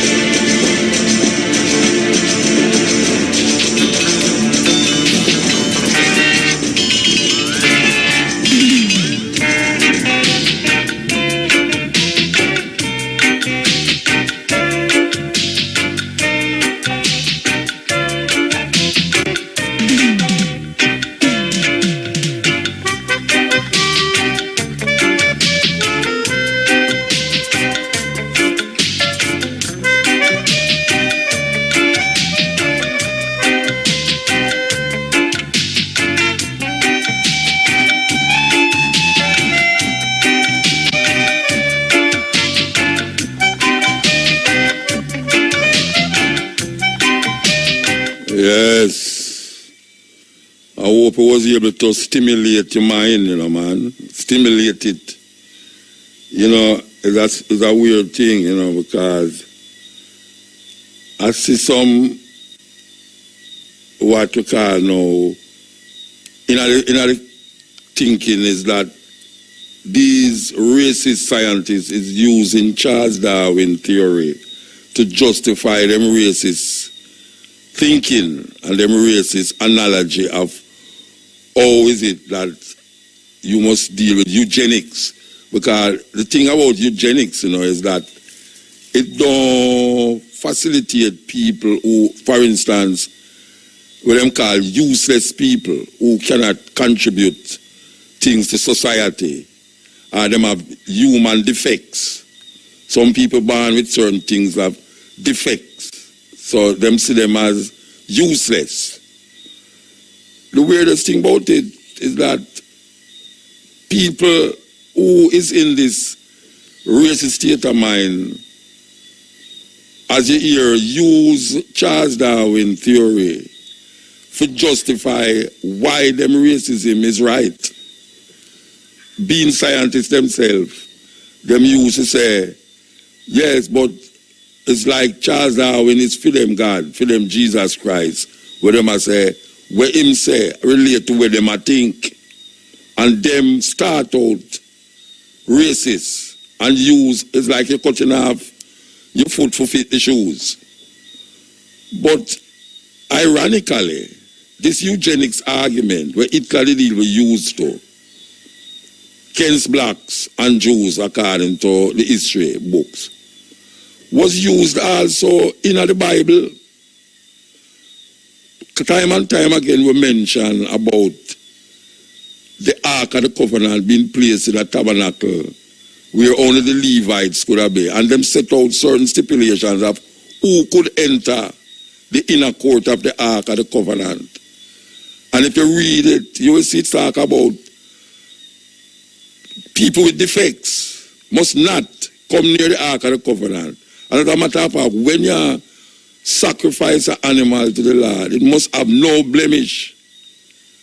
And them stipulate all the things them that is a defect. Even the idea of a woman seeing her period is seen as a defect. That is why them tell say you must stay away how much days and this, that, and that, because it is seen in at that time as a defect. People with flat nose, it is in the Bible, and you will say it many, many times, that no flat-nosed people must enter the house of the Lord. So, that is eugenics. That is eugenics. Where 1 foot man, 1 eye man can enter the tabernacle court. And we see that scientists, these racist scientists from them time there, has been using that argument coupled with them, I don't want to say twisting, but trying to invoke Charles Darwin theory into what them would call almost like a scientific religious belief system. Because you hear them say slavery exists before, many, many years before. But because they must seen as scientists, it seems like it was more validated. So when them take the Africans from Africa and carry them into the zoo them, and them say, but this is ridiculous. Them say, no, but why would I make such a big thing over it? Why are you making such a big thing over it? It's not that we see them as monkeys. We just show the piece, it's a zoo. Just like how you go view lion and tiger and monkeys in a zoo, you go view the man. They did do that with a South African woman in Europe, where they put her, and no matter of fact, they used to do children that too. It's not only that man you hear them talk about, but it was a thing at the time against black people. And if you think, say, because America looks so fine and dandy now, that mindset is not there in the hierarchy of the system, well, you have to think again. If you believe, say, America is free of people who think like those scientists in the time, during before the First World War and them thing there, go right down till after the First World War, till it reached the Second World War in 1940 something. If you believe, say, because you say, oh, people are living now, you can't say all them big baseball people and basketball, tall black men married to some blonde hair white girl, and all these things are going on in America now. You say, well, which racism you talk about? Well, you say, this little thing, you know, this little thing will come on, you say, no. Come blow it up again for sure. You say, look here, when people like all me attack, and people say, we want to talk about this and this and this and that. See there? Look what's going on in America tonight as we speak. Tonight as we speak. But I was something ironically. You know, a while ago I was talking, say, it is a good thing that the doctors, the family get a second opinion about this brother, George Floyd. Because anyhow, them never get a second opinion. They might tell you, say, it's not the true kill him. As a matter of fact, they might go after maybe it's corona them did have. You did hear me say it, Richard? Say, I did the corona. Well, Jackie just come show me something on her phone where them say, the doctor them say, listen to me I say, you know, because you might not hear this, you might hear it on the news tomorrow. The doctor them say, George Floyd was asymptomatic. In other words, him have coronavirus, but it was not showing. But we say, it's a lucky thing. The video that if you see, make black people and African people and Chinese people and all European people see, say, a man hold him knee in a man neck for 8 or over minutes. And the man a ball out say, I can't breathe. And him dead right there, so. It's a lucky thing, say, we have that for see. Because I swear to you, that was what they was going to do. They were going to tell you, say, it's coronavirus kill him, just like what they must say now, say, him was asymptomatic. He had coronavirus. What me say? The people them is now saying that George Floyd had coronavirus. But here we are. America, let me tell you something now. I am a little voice crying out in the wilderness, but I can tell you something. You say, if what is perceived to be justice, just what is perceived to be justice, is not meted out to those policemen, trust me, you talk about coronavirus, you're going to need a vaccine for what's going to happen in America. If it is perceived that justice is not done, because it's one thing to arrest them and charge them, you know. We have been this way before. Whole heap of police get arrested and charged and never enter prison. A white man has never been electrocuted because him kill a black man or a black woman. Never in America. And you know how much killing of black people go on in America. Where I say, if justice is not appeared to have been done, and when we say justice, now we mean carry to the full length of the thing. Means say, you charge him, and you prosecute him, and then now you're going to sentence him. If those 4 men, especially the man we have him knee in the man's neck, is not found guilty and prosecuted, trust me, you think coronavirus is something else? Because what you know, this one you blow up too far if you turn back, you know. It blow up too far if you turn back. So meanwhile, we are look on that, and meanwhile we are look on this. We are say the education is a very important thing. And the reason why You know, I am maybe the program late now because only for youth now listen now, but I know it's a cutting edge of a set of people who are listening. Plus, tomorrow morning, when I'm a tree bridging them, when I put it up on YouTube, where you can listen to it at your leisure. Because it's a very important documentary to show how ingrained racism is in America. And it comes from the community of people who claim authority. Because you have, even though you hear the people that talk about Roman Catholic Church, the Roman Catholic Church is the ones them who perpetuate slavery. You see how them talk about the Roman Catholic Church is the ones them who help to make this man this and make this man that. We know and understand. We have pictures to show you that Pope Pius, I don't remember if it's the 10th or the 11th, in Mussolini's invasion of Ethiopia in 1935, he blessed the bombs and the soldiers that was going to Ethiopia to spray mustard gas over Ethiopia. This mustard gas wipe out anything where it catching outside will live in. So you know, so you have to move. Trees, birds, flowers, human beings, mustard gas was sprayed over Ethiopia. Killed thousands of Ethiopians. And we know and we understand that it was the church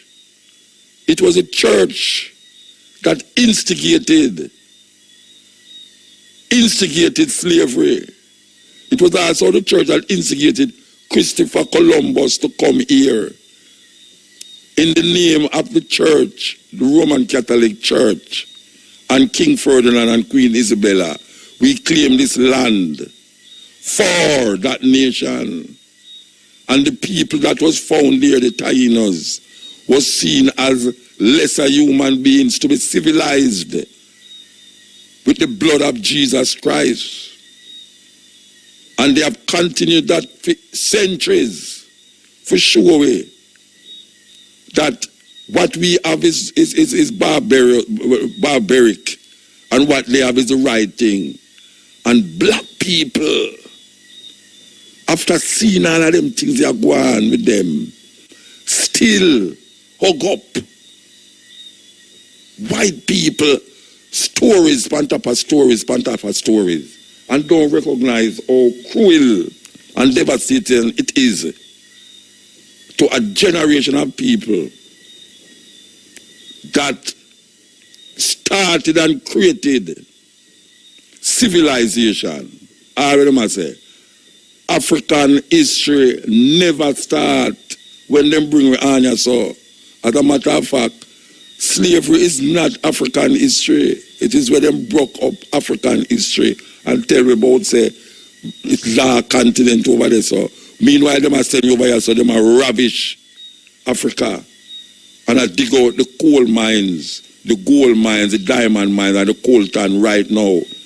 Every computer and every cell phone could not have been made if them never go to Africa or devote the coltan out of the Congo. Thousands of people dead. Most of the diamonds was found in 5th Avenue and 7th Avenue in Manhattan come from Africa.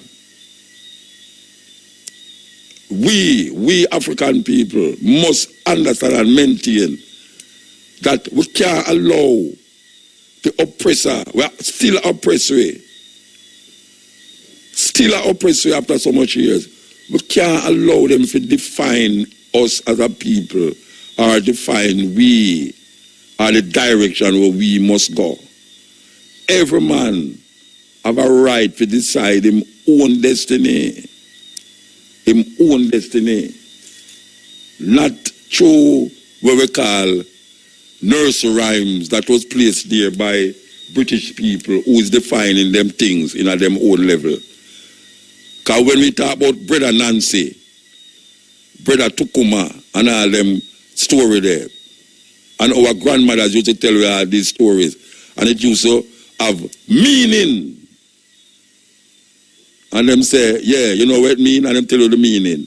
When we go to school and we hear about Europeans' idea of masking for them things like Humpty Dumpty sat on a wall and Jack and Jill run up the hill.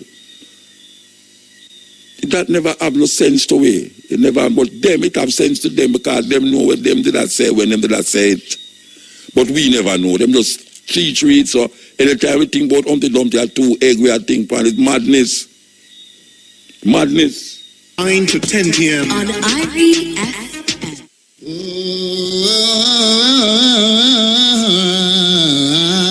Sing it up, mister! Hi, this is Toots, and you are listening to the better sound on IRI FM. IRI, give it to me one time.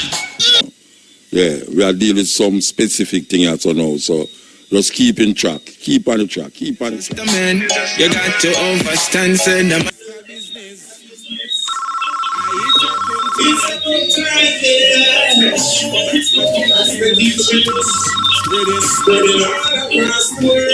yeah, yeah. Phone a ring and no answer. Yeah, man. How you doing, man? Yeah, good. Yeah, I just endorse the thing that racist Europeans use the Charles Darwin origin of the species. Yes, so-called used as false evidence that Africans are inferior. Yeah, the next thing. Yeah, and as we know, it's a pyramid thing whereby Europeans then put themselves as the top of the pyramid. All the while. All the races below, and the African race at the very bottom. All the while. People in this time must also remember that Chinese, Indians, Semitic Jews, all other races come in with the same racist mentality that them superior to us as African people, not just the Europeans, them. No, man. It's just that the Chinese put themselves on the top of the ladder. The Chinese put themselves above everybody else. Sorry, not the Chinese, the Europeans. Yes. The Europeans have themselves right at the top, the end of the pyramid, the point. And you can see this riot thing here is a good example of how ingrained racism is in the American society, not just amongst poor white people or not amongst rich white people, but the American system is embedded in the American system. Racism is part of the system. Yes. Yeah, because that's how. Well, the whole USA system built on racism. Yes. So we are going in England now. Well, what's going on is that African people here are demonstrating and protesting, showing solidarity with what has happened against our brother George Floyd in the USA, you know what I mean? And of course you have the racists and the traitors, them who don't like those signs of solidarity that African people show in here. They don't like this thing whereby we have in the Marcus Garvey situation that you hurt one of us, you hurt her. You touch one of us, you touch her. Them don't want that type of situation, you know what I mean? And we have a situation to where you have non-Africans, some of them Europeans and things, want to come go on like them want to talk for us. And no one can talk for African people except us. That's the next thing that we must be aware of. No non-African can speak for us and what we are feeling and enduring. Brethren, I can tell you something. I see some pictures where people is like, for instance, the white policeman, them come and attack to the crowd. And some conversation go on where, so everybody start to hug up everybody now. And I say, why is it that black people is so easy to be pacified? Why is it that some police come, cross the road, and about 500 people stand up over the other side. And them attack to the police, them, you know. And by the time them done talk, the police, them disappear off of the road, you know. And the people, them just stand up there and don't know where to go. Because the police, them just come there and pacify them. Kneel down, like everybody else, and, you know, start to talk, and everybody just say, Ray. And then we just see the police, them just disappear. Everybody just say, where did they go? Where did they go? And when you look, everybody just turn up there. They don't know where to do again. Them get pacified. That me I say about weird. So them allow them to disarm them psychologically. That me I say. Them disarm them psychologically by saying, look here, we understand your grief, we are with you, Ray, and now we're going to kneel to show you our solidarity. And them did a demonstrate all the while, you know. But if the police them do that, and the police them leave, everybody just turn up on the sidewalk like them are wait on a bus to go home. That's what it is. Exactly like headless chicken. It's not so easily manipulated psychologically. I don't know, Rasta. I don't know. Because you have some people know them. No. But what it shows is a lack of political knowledge and experience that so easily them allow themselves to be manipulated. You know what I mean? Man, them have conversation on the road. I'm glad that there is news that the other three have now been charged because, you know, we've been pushing for the other three to be charged. All four of them and not just Derek Chauvin. You know what I mean? Yeah, but you see, the proof is in the pudding, you know. It's what... But that is at the end of the story, as you know, because a lot of times them charge and then get off. And then get off, same way, get off. Totally get off. You know, see, the man, you remember the other one where that ball would say can't breathe in New York? Him did that sell cigarette on the road. Yes. You remember? Yes. Yeah, everybody see plainly say them kill him, you know. And the man them get off. So it's a thing where... always have that situation that they murder our people and get off. And always remember Marcus Garvey Jr. there at Kingston Technical saying that in Jamaica, after all the hundreds of years of Europeans murdering Africans in Jamaica, not one, to this day as we speak, not one European has ever been hanged in Jamaica for the murder of an African. Remind me that if that ever happened in America. Remind me. You remember if any white man who kill a black man or a black woman ever get hung or electric chair? Never. Joke business. And the same situation in Jamaica, which show you that them system of racism is worldwide.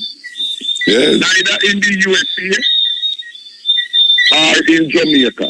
They have been hung and executed for killing other Europeans. Of course, all the while. Africans. All the while. Watch out, anytime a white man gets executed, that is African people life no matter. It no matter. Life no matter. Black people life no matter, man. Yeah. It no matter. And you have some of our people talking about turn the other cheek and that is a commitment to pray for them. An individual suicide. Because the Europeans have achieved what they might do, violence. Nothing more, nothing less. Everything. Whatever them achieve in the world is looting. Looting. Them is the biggest looters. And Europeans get what them get in this world by murdering other people. Violence. And the only language that them understand is superior violence. Nothing. Power to power, man. Power begets power. In South Korea.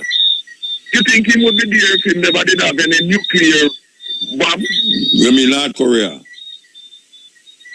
Yes, North Korea. Yes. Yeah. No. Because he know what happened with Gaddafi.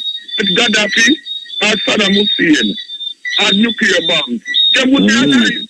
Yeah. The only thing Europeans respect is violence. It's power. Nothing more, nothing less. Yeah, power beget power, man. Because when everything else fails, as you know, because you know, them always come with them fast tongue and lie and sitting and things. But you see, whenever fail, then last resort and constant resort is violence, murder. Yeah, man, Mr. The man. Marcus Garvey said we have to have one army, one navy, one air force. Self-defense is no offense. Malcolm X, every sensible African, Queen Mother Nana, wherever we are in the world, we have to fight. Violence is something that we have to use to defend the life of ourselves and our people. You did the Farrakhan, you did the interview. You did the interview when we just played Farrakhan early on. When I say, Farrakhan said it is a mistake for black people to feel that violence is a wrong thing. Because the Europeans, everything with them have is violence them use and get it. That is what I'm talking about. He said everything with them have is violence them use and get it. And I might play it back before the night up too. You know, it's... Well, the biggest empire in history, the British Empire, was the biggest empire because them commit the most violence, the most murder. All of them things, the murder and thief, robbery, looting and shooting. According to this way name there. When the looting start, the shooting start. You take him easy. And they will win again, you know, if you don't mind champ, you know, they will win again. You know, man, they will make him win again. Anyway, give thanks, Bridget. Give thanks.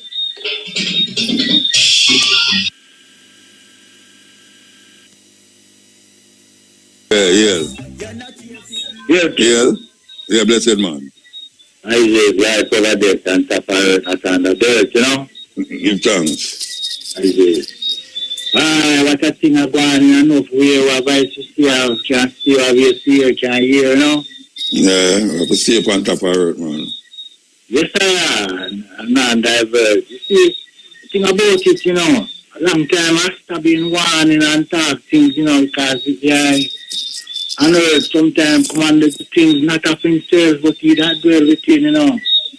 Because that's the abundance of the heart come for the word out of your mouth. Where the thought not of yourself, he that dwell within. And I live by bread alone, every word that was out the mouth. I heard him saying the being was the word and the word was Jah. So, get up every day and speak righteousness, well, I go bless. Get up every day and go on and start corruption and evil things, youth, and I go listen. And I the same. Then I should start,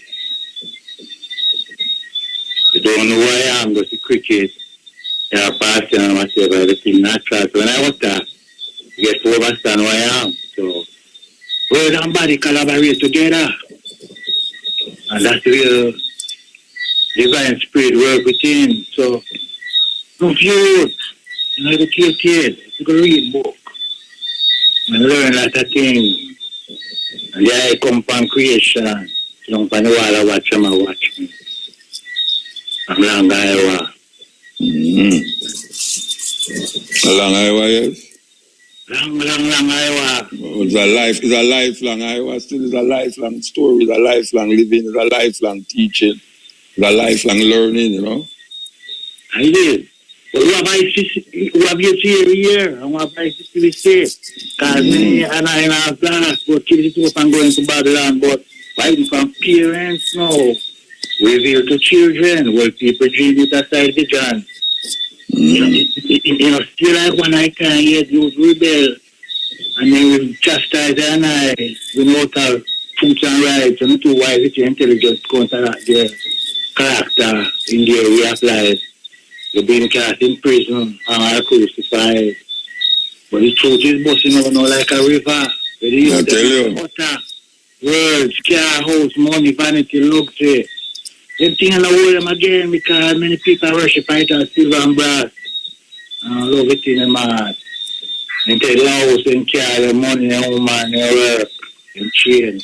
And I realize that. Think about it. And I say, and I. Wicked as black people, you know. But from way back when it was spiritual, like say, give a man a help and I do my house. I have in my house. I give my shelter, food, a woman, give him little clothes, and whatever. And then he come home, see the I see him, everything, and say that I live it, and I come take over. Yeah. We deal with love. from along Iowa. It's really nice, you know, there's a teacher where they not have a certain Babylon because many advise on the hearing that guy, man of mankind, is wide, the reality of great men. I'm here in Iowa, you see the word, same word, but there's the utter haste versus to the drum and bass of music playing, bam, bam, bam, no, the lyrics is there, and words is uttering, and you go college university, I educated now. Hearing that, you know, go college for achieve their knowledge, and I've been high school to intelligent. I'm trying to begin and everything will come by nature of everything we say. So things are going on,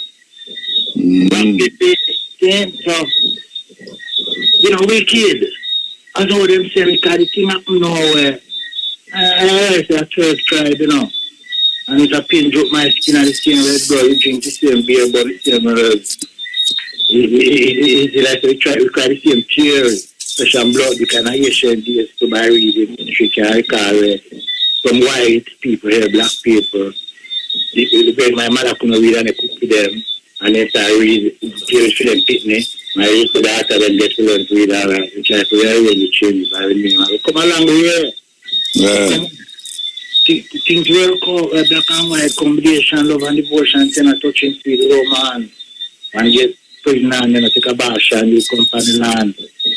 And a different way, black and white now come at different times. So if I go on, you should have an electric gate, and I write it, come to the idea here, not here, same way. That's killing there. It's too much, and it's too bare face. Bare face is not even too much, it's bare face. Yeah. It bare face as if one of you to say, you burn me that cigarette, I feel the pinch to me, you lean up on my neck. You suppose I do it, but you see how they go on? And I have more things, I fear them fear one, you know, I feel say black to him control. The thing when I go and save them back in the way I for them do it. Way back when the black population increased, so they try to experiment and all year. But I know why not slave, you know. I know why not slave. Go on again? No, I know why not slave. I know why I enslave nobody. No. I want the side I want destiny. I don't want to slave nobody. Yeah. No. I'm from Langa, Iowa. The people say, they want everything alright, to brown, stick around the back. Their back is so black. And what I've done is come for life. When I look back, out of black come white. Out of darkness come light, out of black come white. I. See me? I know, put around, no, I check it out now, the black bring a different place. I see a black man go with a white man. And then can't bring around, nigga pitting like I know. A cool young man, black white, see me a Chinese. A black, you know, when I've been a Chinese man with a black woman, bring a different race. Well, that's why them free, that's why them talk about eugenics, you see, and genetic misfunction, because them know say the genes, African genes, will overcome and override who them is, and that is the fear. The fear of the black man is that same gene pool will make the white race become null and void. And that is really something fearful. Is that serious fear too? Serious fear. Yeah. So I just I thinking about it. Now tell you, I know, observe all these men and listening where they go on, you know, where every man have a way to live them life and decide them destiny. Because what I should say, great men in nation, there's Taco, Nane, Nkojo, some man fight for this land, yeah, so much. From way back when we were the African and the black people, we rebellious themselves and due to have ignorance in a Jamaica and say, let's do one them and them can't control, we're aggressive and who they control. They can't use the Caribbean. Yeah. So Anya, you have some real African, Jamaican from Ethiopia who come to the Middle Passage from the cargo ship back like sardine in a team. Still the boat, yeah. And after man, I know they still see what they go on to say, hey, Well, to pinch me, me feeling too, you know. Yeah, but we have to move here now, though. We have to move. It's a so. It's a Yeah, man, we have to move. Yeah, man, give thanks, brethren. Give thanks. Why not? Yes. Why not? Yes. This is the cutting edge. We're there with you. Last lap, last hour.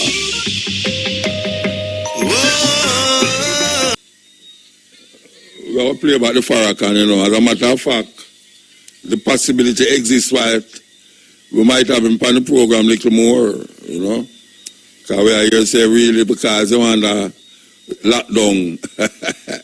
You know, some people are wonder how come they blast Farrakhan on the road, you know, but, you know, I hear tell the old man that, you know, man, the lockdown, but we hope that Shamara can work some magic and get him on the program tomorrow, you know. But meanwhile, we have this, you know, modern technology. We can play it again, you know. We're going to play it again because we feel it's a very good thing for playing at this time, yeah. And when you are willing and not afraid anymore to pay the price for freedom, don't let this white man tell you that violence is wrong. Every damn thing that he got it by being violent, killing people, raping and robbing and murdering. He's doing it as we speak. And then he has the nerve to come and tell us that violence and hatred won't get it. Don't buy that. He's worthy to be hated. Worthy. Because of the evil that he does. God hates. I don't know why man think you're better than God when God in the Bible said he loved Jacob but he hated Esau. In the Bible he said no man can serve two masters. He'll love one and hate the other. They have made us little sheep that they can walk over and run over, but when we decide it's over, and we should make that decision, it's over, we're not taking it anymore, and we cannot pass on to another generation the legacy of our cowardice when we know the problem and won't move to erase the problem. That's our fault. We gotta change. See, one of the things that our ancient people knew, yours and mine, when it got to the point where they would be extinguished, they had to fight. Even if they lost, they had to fight. So the great warrior spirit came up out of us. Same with the blacks, same in Haiti, same in Central and South America, the Maroons. All of those came to a position where they had to fight. In that church, where 9 of our brothers and sisters were shot down by a skunk, how in the hell are we justified in offering him love and he offers us death? Somebody asked me the other day. Excuse me for my passion. That's brother. okay. Asked me, can you forgive him? And I looked at him. I said, no, I cannot forgive him because he knew what he was doing. He was cold and calculated, and he was just fostering the same hate. Who asked you that question, brother? Did he look like us? Yeah. Yeah, he's one of them. Yeah, I know. How in the hell? I mean, it's an insult to me an insult. that you're going to ask me, can you forgive? How long have white people been doing this kind of evil to the darker people in the earth? Well, how long since they've been here. And when we make up our mind, we're not taking it no more. Because it's better to be dead than to live under tyranny all the days of your life. This is why America separated from England. The tyranny of King George was too much for them to bear. So what did they do? They decided death is better. So it was Patrick Henry that said, give me liberty or give me death. And until we come up with that kind of mind, I'd rather be dead than to live continuously under this kind of tyranny. And when you think like that, you'll do what is necessary to move the tyrant off of you. With the help of God, we will win if we fight.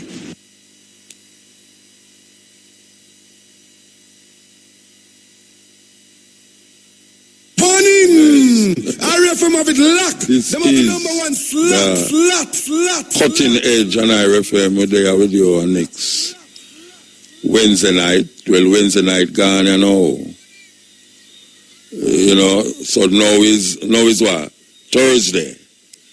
And we want to remind you that we will be here again from 2 o'clock to 5:45 with the Stepping Razor, the Art of War, a different program coming to you live from the rainforest.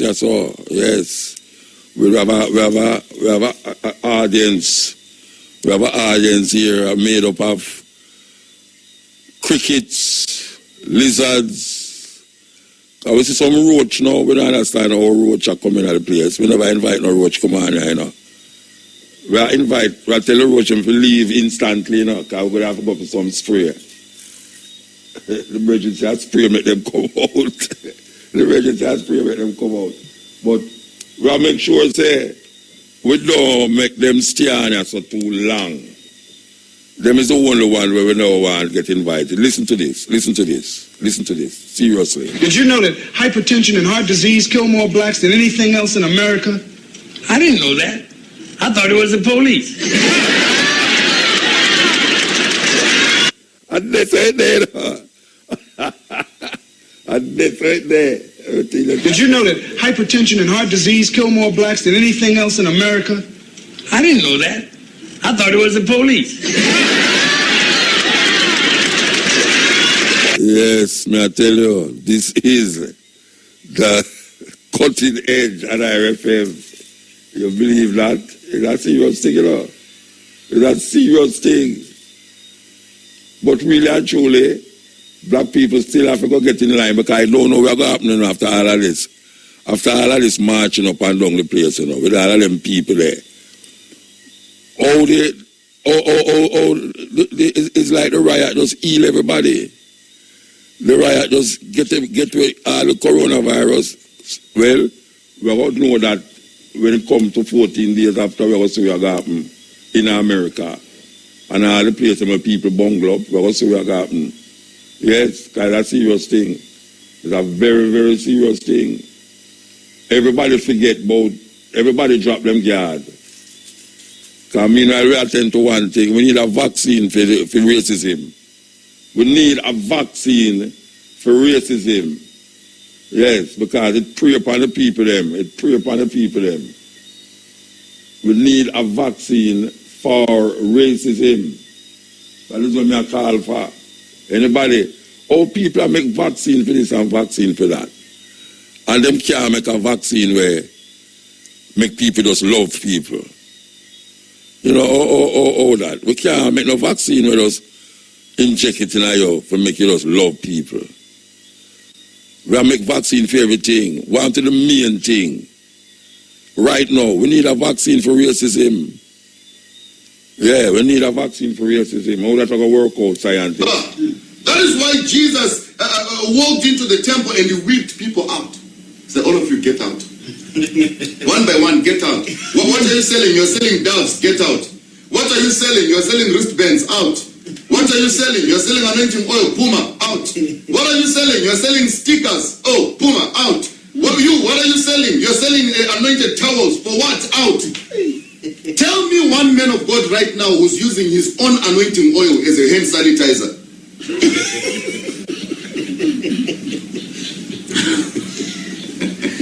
Tell me one pastor right now, listen, you are sitting here, tell me now, we are in quarantine together. We are quarantined together. We are isolated together. Tell me now, if there is any pastor you have heard or seen, all those pastors will sell anointing oil. Tell me if there is any pastor you have heard that is saying my anointing oil can work as a hand sanitizer. Tell me of all the pastors all over the world and all the prophets, who've been claiming that they can heal the sick, who've been claiming that they're all powerful and mighty. Tell me one of those pastors we have gone to pray for coronavirus patients. Not even one. And you come and tell me that even after this corona passes, you will still march back to that church. You need deliverance. I'm telling you. You need deliverance. After corona passes, you will still take your Bible and say, Papa, pray for me because I'm having a chest pain. You are a fool. You are a fool. After coronavirus passes, you still take a Bible and say, I want the men of God to pray for me. Oh, I want to go and line up for deliverance. If you could not pray for any coronavirus patient, so let me declare and make this bold statement tonight. Yes, sir. Any pastor who cannot pray for coronavirus patients now is prohibited after coronavirus to be calling for healing services. Any pastor who cannot go to the hospital right now to pray for coronavirus patients, let us not hear you or see you on the poster after corona has passed, calling people for healing and deliverance. Thunder will strike you. I'm telling you. Thunder will fire you wherever you are. If you have power of healing, call for a healing. Tell me if there's any pastor you have heard that is saying my anointing oil can work as a hand sanitizer. Tell me of all the pastors all over the world and all the prophets who've been claiming that they can heal the sick, who've been claiming that they're all powerful and mighty. Tell me one of those pastors we have gone to pray for coronavirus patients. Not even one. And you come and tell me that even after this corona passes, you will still march back to that church. You need deliverance. I'm telling you. You need deliverance. After corona passes, you will still take your Bible and say, Papa, pray for me because I'm having a chest pain. You are a fool. You are a fool. After coronavirus passes, you still take a Bible and say, I want the men of God to pray for me. Oh, I want to go and line up for deliverance. If you could not pray for any coronavirus patient, so let me declare and make this bold statement tonight. Yes, sir. Any pastor who cannot pray for coronavirus patients now is prohibited after coronavirus to be calling for healing services. Any pastor who cannot go to the hospital right now to pray for coronavirus patients, let us not hear you or see you on the poster after corona has passed, calling people for healing and deliverance. Thunder will strike you. I'm telling you. Thunder will fire you wherever you are. Yes, Mutabaruka, bless you. Oh, yeah, man, you can't, man. Long time I don't hear from you, man. I just started up on target to appear myself number one and have some thing, but right now, I just say it's T-shirts to you. Yeah, man, that's where it go. That's what I say. Then I am dying. I am coming. Who? Dying. Who? Dying.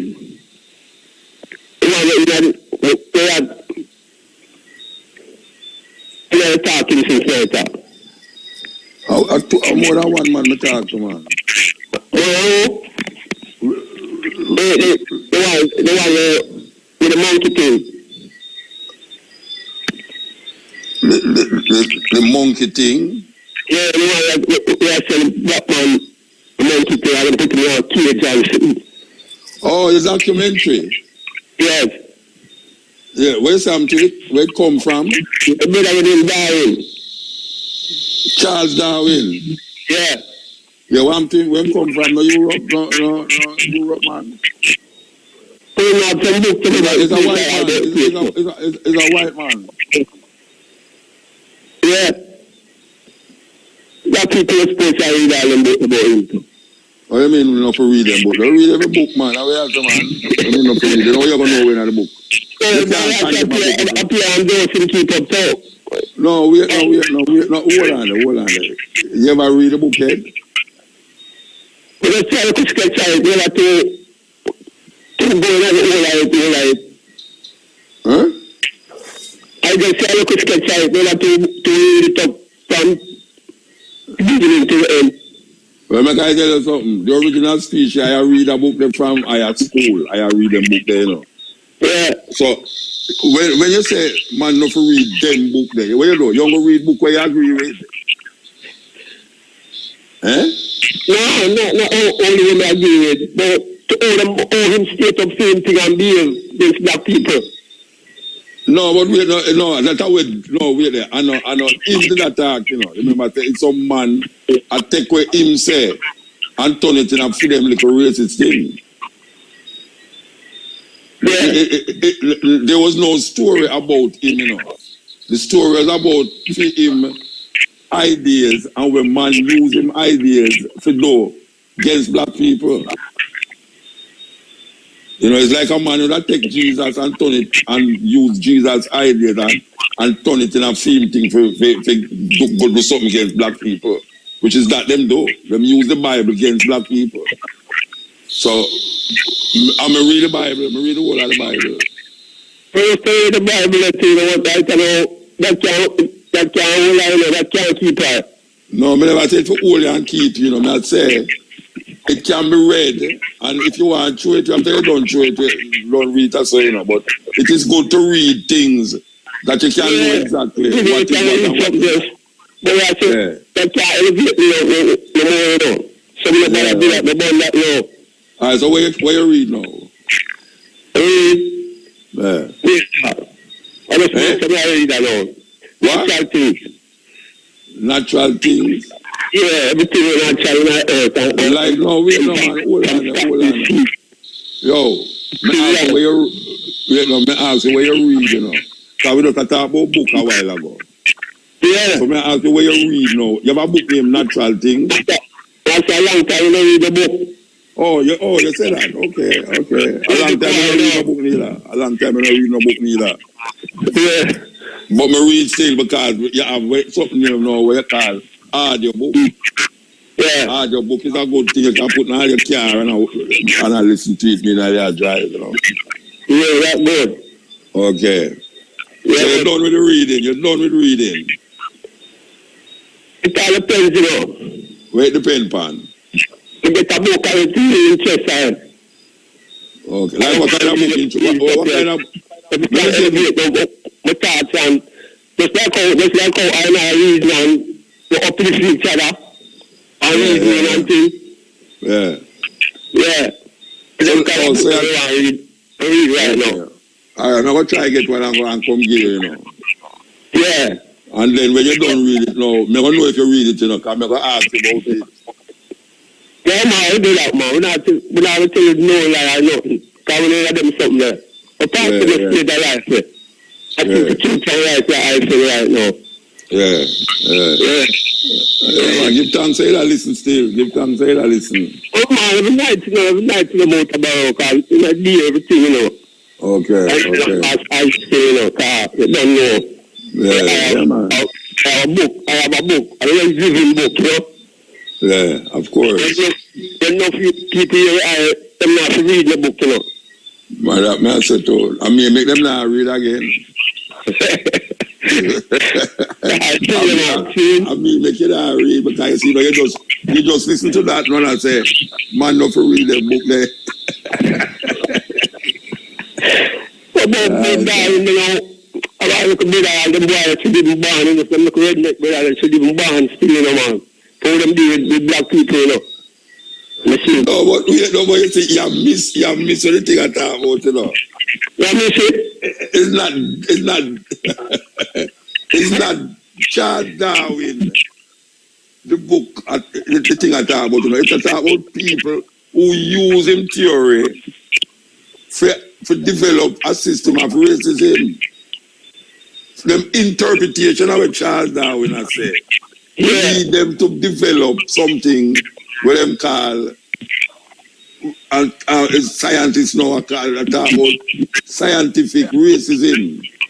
But Darwin don't say about black people, man. Like what I'm saying.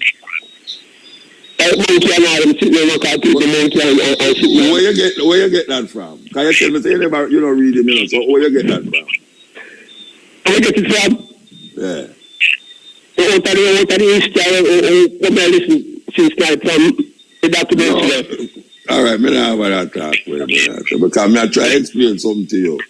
Say, the thing wasn't about Charles Darwin. It was about scientists who use him theory to develop a system of scientific racism. Yeah. Where them say, man, the black people is the lowest form of any human being because him is less evolved than white people. Because white people said them up on the top, you know. Yeah, well, redneck, blue neck, quick neck, whatever neck. You know, it's just like me I say. It's just like me I say. Which man? Who that? Oh, you mean the police? Yeah. Yeah. Okay. Yeah, well, if I'm a press so hard, they must get red, man. You know, the man a press. The man have to hold him leg, you know, and put him on his pocket and hold him leg to keep him foot there, you know. Wickedness, man. Total. I tell you, man. I know them want to come tell you it's a coronavirus. Yeah, man, I said the society. Like I'm not killing him. But it could have leprosy out of that kill him. It could have everything it could have. Meanwhile we kill him. The man using them nails strangle the man.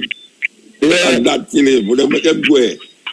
They can't bring up coronavirus. Yeah, man. Give thanks, Bridget. Anyway, we have to move that door. That's it. We want to play the national anthem player still, you know. I love when you just have cut it off, you know.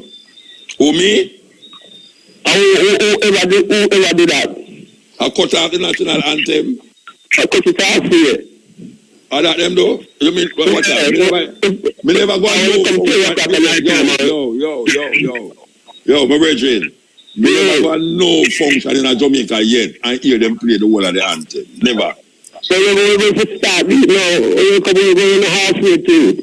So you start love the anthem now. About how you start? You have a girlfriend now, we love the anthem till you start love it now. She tell you must listen to it. She tell you must listen to it and she gonna leave you. My girlfriend? My girlfriend can't leave you, man. She can't leave you? Okay. All right, sir. Good thanks. Give thanks to them confidence there. Yes. Where you there? Which part you there? Where you there? Yeah. She don't start that there right now. She know right now. How much o'clock you know? After what did I say? She know there right now. She a security guard. She a security guard. I want her to know I said she know they're right now. That means what?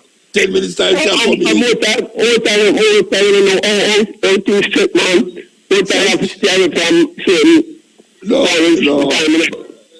she a soldier, man. She deal with security, the road now. Curfew. She a soldier. She don't get it right now. No, wait the brethren. You know what you say what I'm going to say? She don't get it right now. Anyway, give thanks. Yeah, give thanks. Yeah, man, bless up. Yeah, man, give thanks, man. It's always good to hear you. We're glad when we hear you, you know. Trust me. We're glad when we hear you. Give thanks for that. Kaboom! Kaboom! Hurry! Them little fool there try copy them fish. Stop it! Why not production? Yeah. Black love is bigger than you, it's bigger than me. It's bigger than him, it's bigger than she. Black love is all about unity. It's us. Black love, it's we. Hey, so make we talk for a second about this. Cause every goddess when me know about this. Fi in love, peaceful and bliss. A black love full of chocolate kiss. Black moments make we reminisce. Light your spliff if you drink, take a sip. Tonight sex enough we target. Cause I've got something better. I swear to God I do. I've got a man that loves me and reads me too. Him take me on a level, nothing left to do, but confess that I love him, and that's the truth. He reads to me, he teaches me, that pleases me, that love so sweet. He lays with me and plays with me all day with me. That love in me. Oh, and we connected through time and space. The love strong, stronger than the black race. A pure magic anytime we embrace. Me love your king, I will never embrace. The man go deep, deep in the bookcase. Show me body plus me mental space. Spiritually I have to elevate, 'cause I've got something better. I swear to God I do. I've got a man that loves me and reads to me too.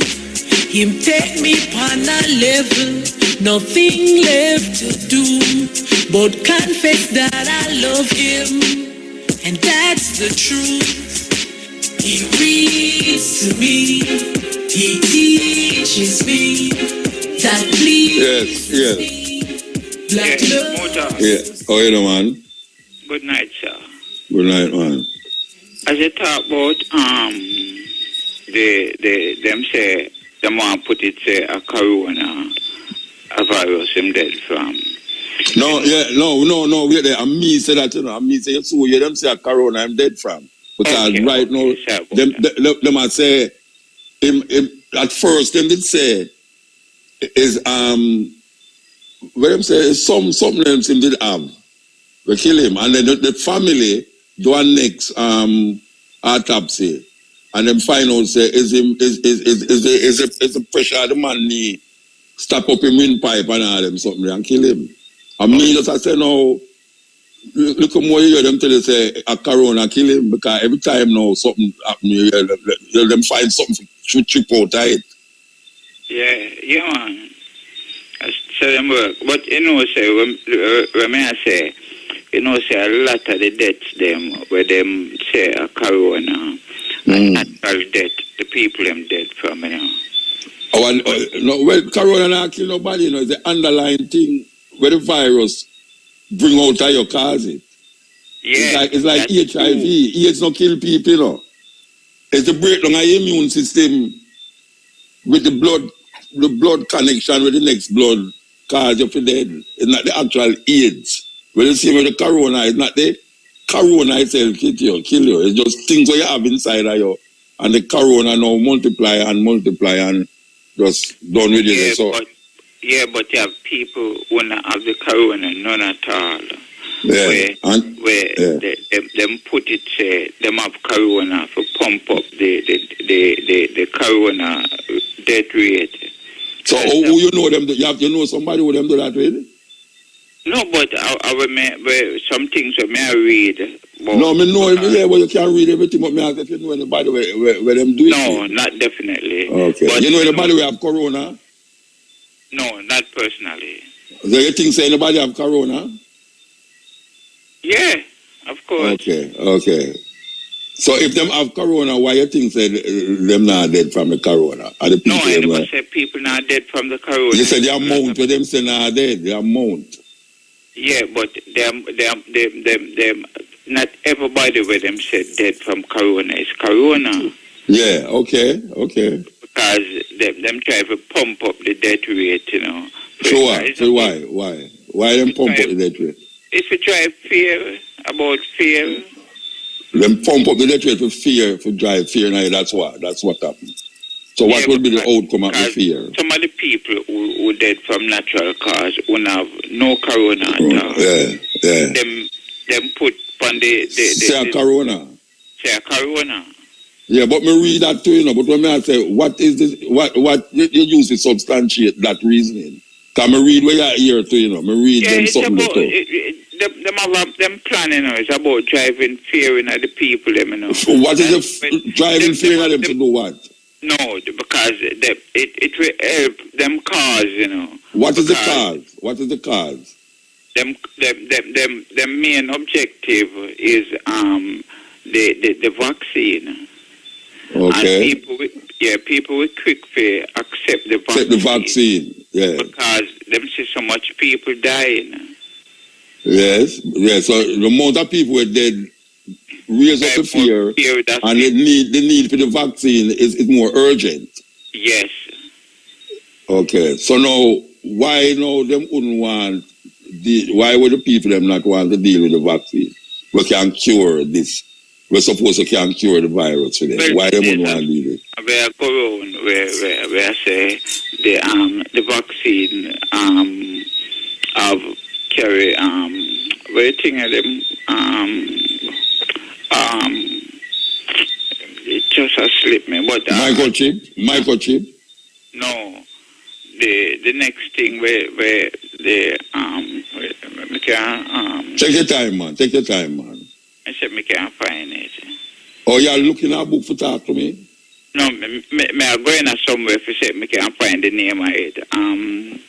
Yeah. I did hear this door, you know. All we are going, you know. It's not chip you talk about. No. But I think them have chip in it. They never read that too. You never read that too. So they're going to put chip in it. Yeah, I hear say I don't believe that still. Why you not believe it? It could be, It could be. But why you not believe it? No, I never said it couldn't be. I said, why you not believe it? The reason why I don't believe it, I don't know if the chip can go through the needle. How you say, man? How you talk about, man? The man them have microchip, the man we can't go in a needle, man. Yeah, to be honest, we can't trust them because we know them main agenda, What is their main agenda? What's their main agenda? To control, and them that's their main agenda. Who is them? Them the secret society. No, who is them? The Illuminati. Okay. You don't know nobody will join it. You know nobody will join it. There's a lot of people where a man very educated. He was work with the government too. Which government? The Jamaican government? Yeah, man. He was a part of the civil servant who were in charge of building, and so forth. Yeah. And himself in father was a Illuminati.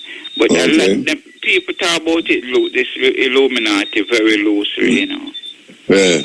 But them exist, Yeah, me know them exist. Yeah, but me just try to find out what lead you to where you are saying. That's why I'm just asking them things there, I'm going to try to find out to where you are saying.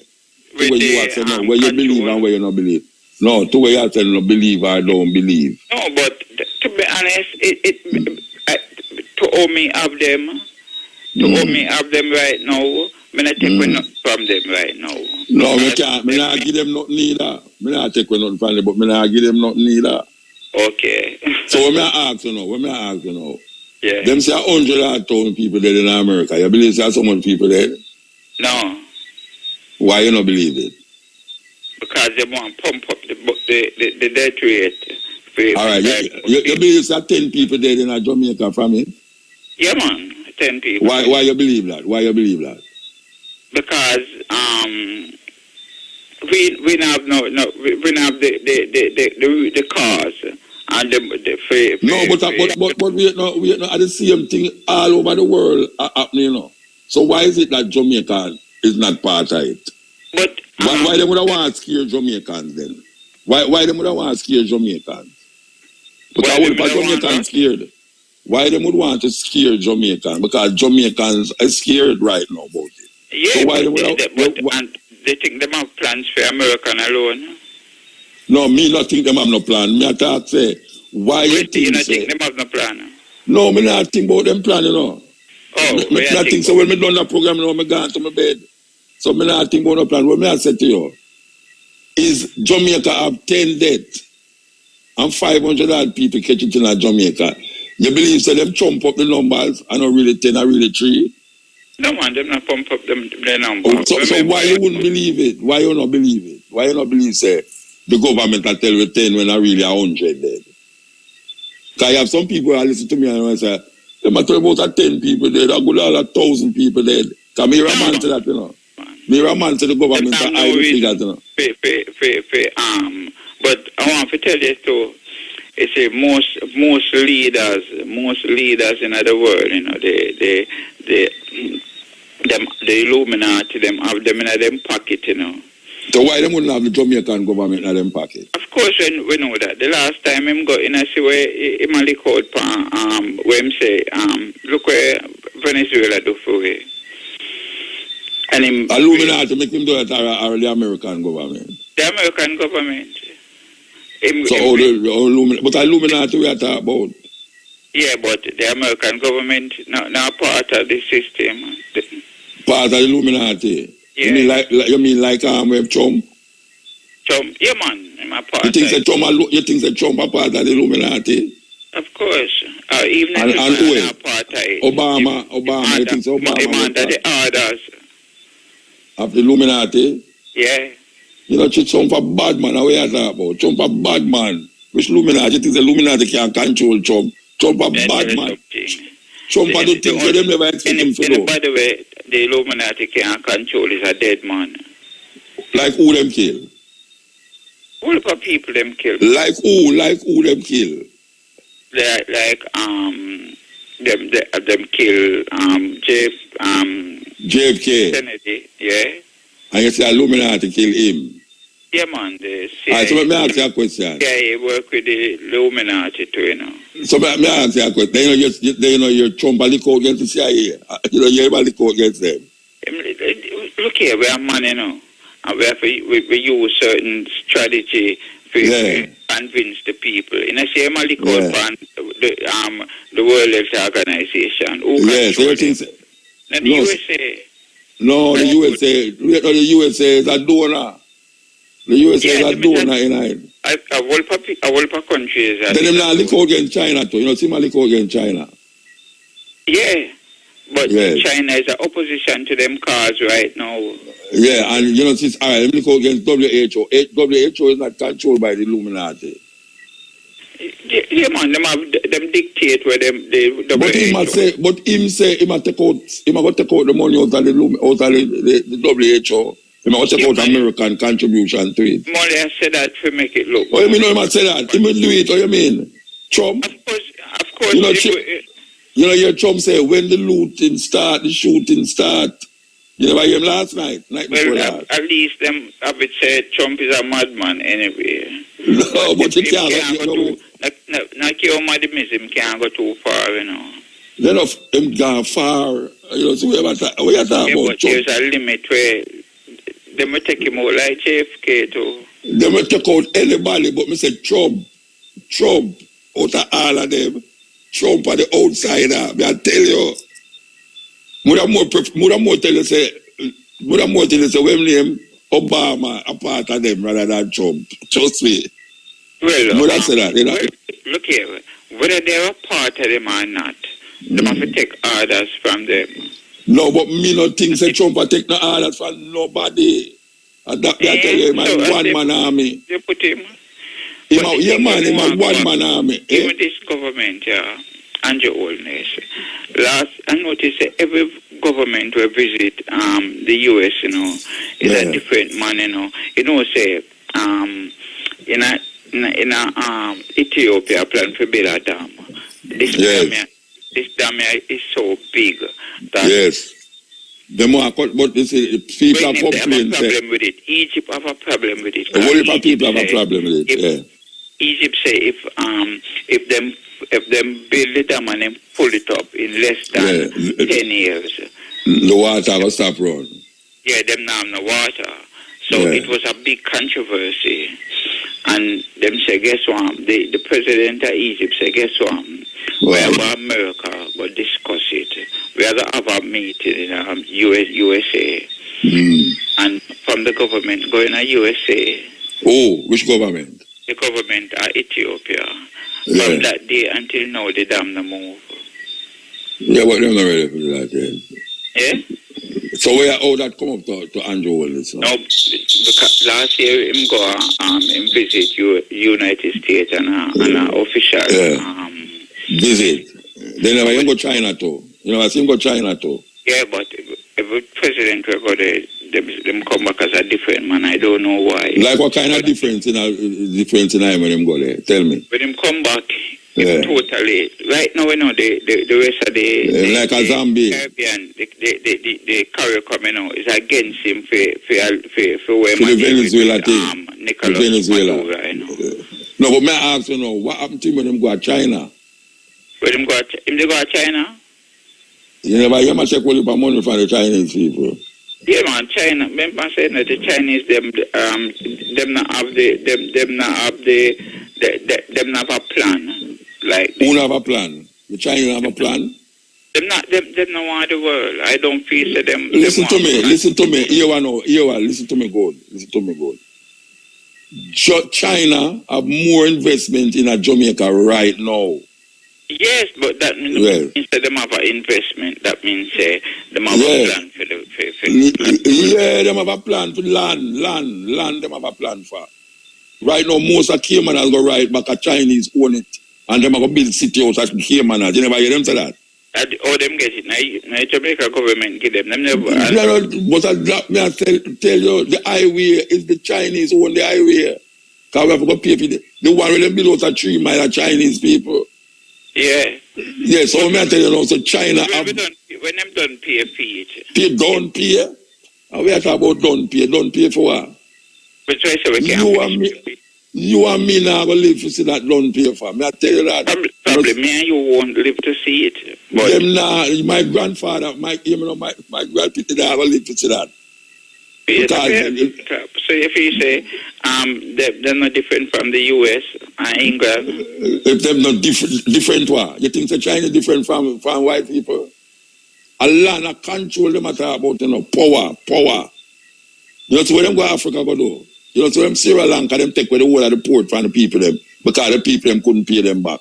You know them going to Zambia but take away this and take away that because the people them couldn't pay them back. A whole heap of African people in a not knowing, because they make a deal with the Chinese and can't pay it back, and the Chinese say, all right, since you can't pay that, give me that. So watch and see what happens. An underlying issue before them go there, I know say them couldn't pay it back. Oh, you mean if them know? Oh, you mean you think them are idiot? You think that them are idiot? Them not idiot. Them say, look here, I'm going to build a parliament building for you over there, so I'm going to build a highway that when you look on the highway, you can live from Kingston to Kochi. Where we are going in the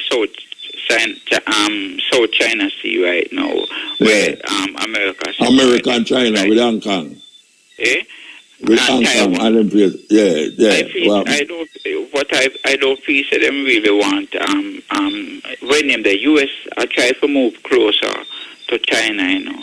But China, you know what China do? China does build some island when no island never there. You never see them there? Yeah, that's where them do. That means that them can strike from them island because America try to get close to them, you know. And America fall, man. Believe you me, America power not the way there again. I tell you, power not the way there again. America is not the great America.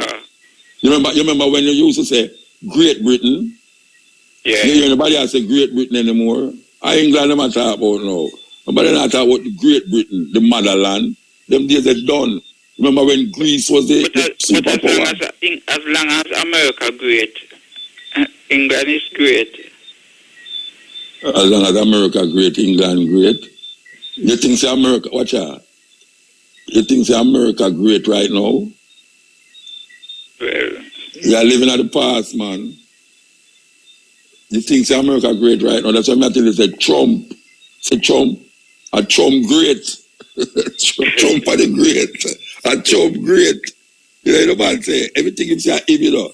You know, to the man, you think say Trump, you know, say Trump just walk down the road and tell the soldier them, say, watch out. Gonna move them people from your side and them just spray them. And them just go down in front of the church and the man them burn up. And just take a Bible and hold up in their man. You never see him do that. Well, we need a Trump here. We need a Trump to lead right here. No, you never see him take the Bible and hold up in his hand. Yeah.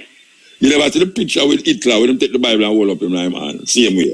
Yeah. Just juxtapose Trump and Hitler and look on the two of them and hold up the Bible in them. And you think that Trump will read that? Trump don't know nothing with no Bible, you know. You think Trump don't know church thing, you know. But the people them you think Trump don't know no church thing, you know. But the church people them love him. You know why the French people them love him? Because the Democrats them talk about legalize same-sex marriage and abortion and things like that. Is the only reason why they love Trump, you know, because them don't want to go in on same-sex marriage and abortion and all them something. The Trump just come out and just say, oh, but all them things there, you know, and no matter how you know what Trump say, hear what Trump say. Trump say the church is an essential, when them call it down in Jamaica say, is essential worker. Trump say the church is essential. That means say him not lock the church. It's that essential part of America's stable. So him say, look here, you want to go and talk, you think, what you think? No, may I go back to this now? You say, right now China depend the same part where US depend. More than US. More than US. Them in Africa and South in Asia. Like wow, more. Russia. No man, Russia. You see Russia go all over the place and build things in a country and I lend people money. No, they must see it right now. Them send some troop go Syria. No, yeah, but that's enough for them area, man. And next door that man. Syria the next door Russia. May I say it used in Russia. Them do it in a where the country Ukraine. Ukraine. The same country where America in the late 60s. What, you mean Cuba? No man, the right side of China, the man. No, listen to me. You hear Russia. America, the same country where America, they are and the big fight war on the man. Look here, man. You know what I tell you, man. You can't put Russia and China and America. No. In the same bag when it come on to. Russia good country, man. Good which country? Russia is good country. Where you talk about, man? Where you come from? Where you talk about Russia? Bags, no. They have them each bag, separate bags. We don't put them at the same bag. They have them each bags.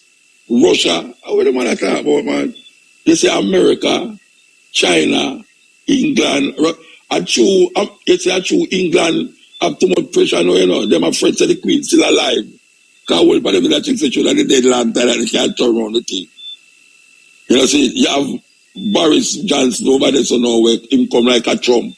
And him draw and them take out Brexit and all them madness are going on. So them have no time for control. Them for them days have control in place done. England. It's no great again. Them do that go all over the world and dominate the world and everything there. For them days done now. Great Britain days done. Legacy still strong. Just like Rome was the world power. Greece was the world power. You anything after you buy talk about Greece? The New Testament and Greek people gave that. All of them things there. So power come and power go, you know. Absolute power corrupt. So what I have to know is that America and China, they don't have fight to say who will have the most dominance. Not only in the Caribbean, but in Africa especially. Anyway, we talk long, you know. We talk long. All right. We talk long, yeah? All right. At 2 o'clock gone, tell me 2 o'clock all gone. I mean, I said gone. All right, give thanks. We want to heal up Shane, you know. We want to heal up Shane. Believe you me, Shane. Tonight was wonderful. Yes. Yeah, man. I appreciate man. Oh, gosh, man. You know, sir. Trust me, you know. Anytime you see, you know, if me not have some bills in my hand for you, separate from where the lady they now give you. Trust me, we're all right. Yeah, you see it, Muta. How you mean? Because me love how the combination I go on and so on. Nigel song this one I love it too because him set up the thing and so. And me can't leave him neither, you know. Yeah, me can't leave him. I have to have him so every week with me. It's not that I want to have him every week with me, you know, but security is security, you understand? But me I tell you, yeah, go on. It was nice. It is nice. It is very nice. Yeah, very nice. Thanks. Who are the operator out there? The brother will look like Judy Chance. Hello, Judy K. Wow. Well, them people them not go say again. Them people them not say again, you know. All right, Judy K. What are them doing? Come look through, though. Well, anyway, give thanks. This is the stepping razor will be coming on at 2 o'clock till 5:45. All right, Judy K. What are them doing? Come just I hear myself, you know. Anyway, give thanks. This is the stepping razor will be coming on at 2 o'clock till 5:45. Just I hear myself, you know. While driving through Jamaica, there's only one radio station I listen to. Irie FM. Why not production? Yeah.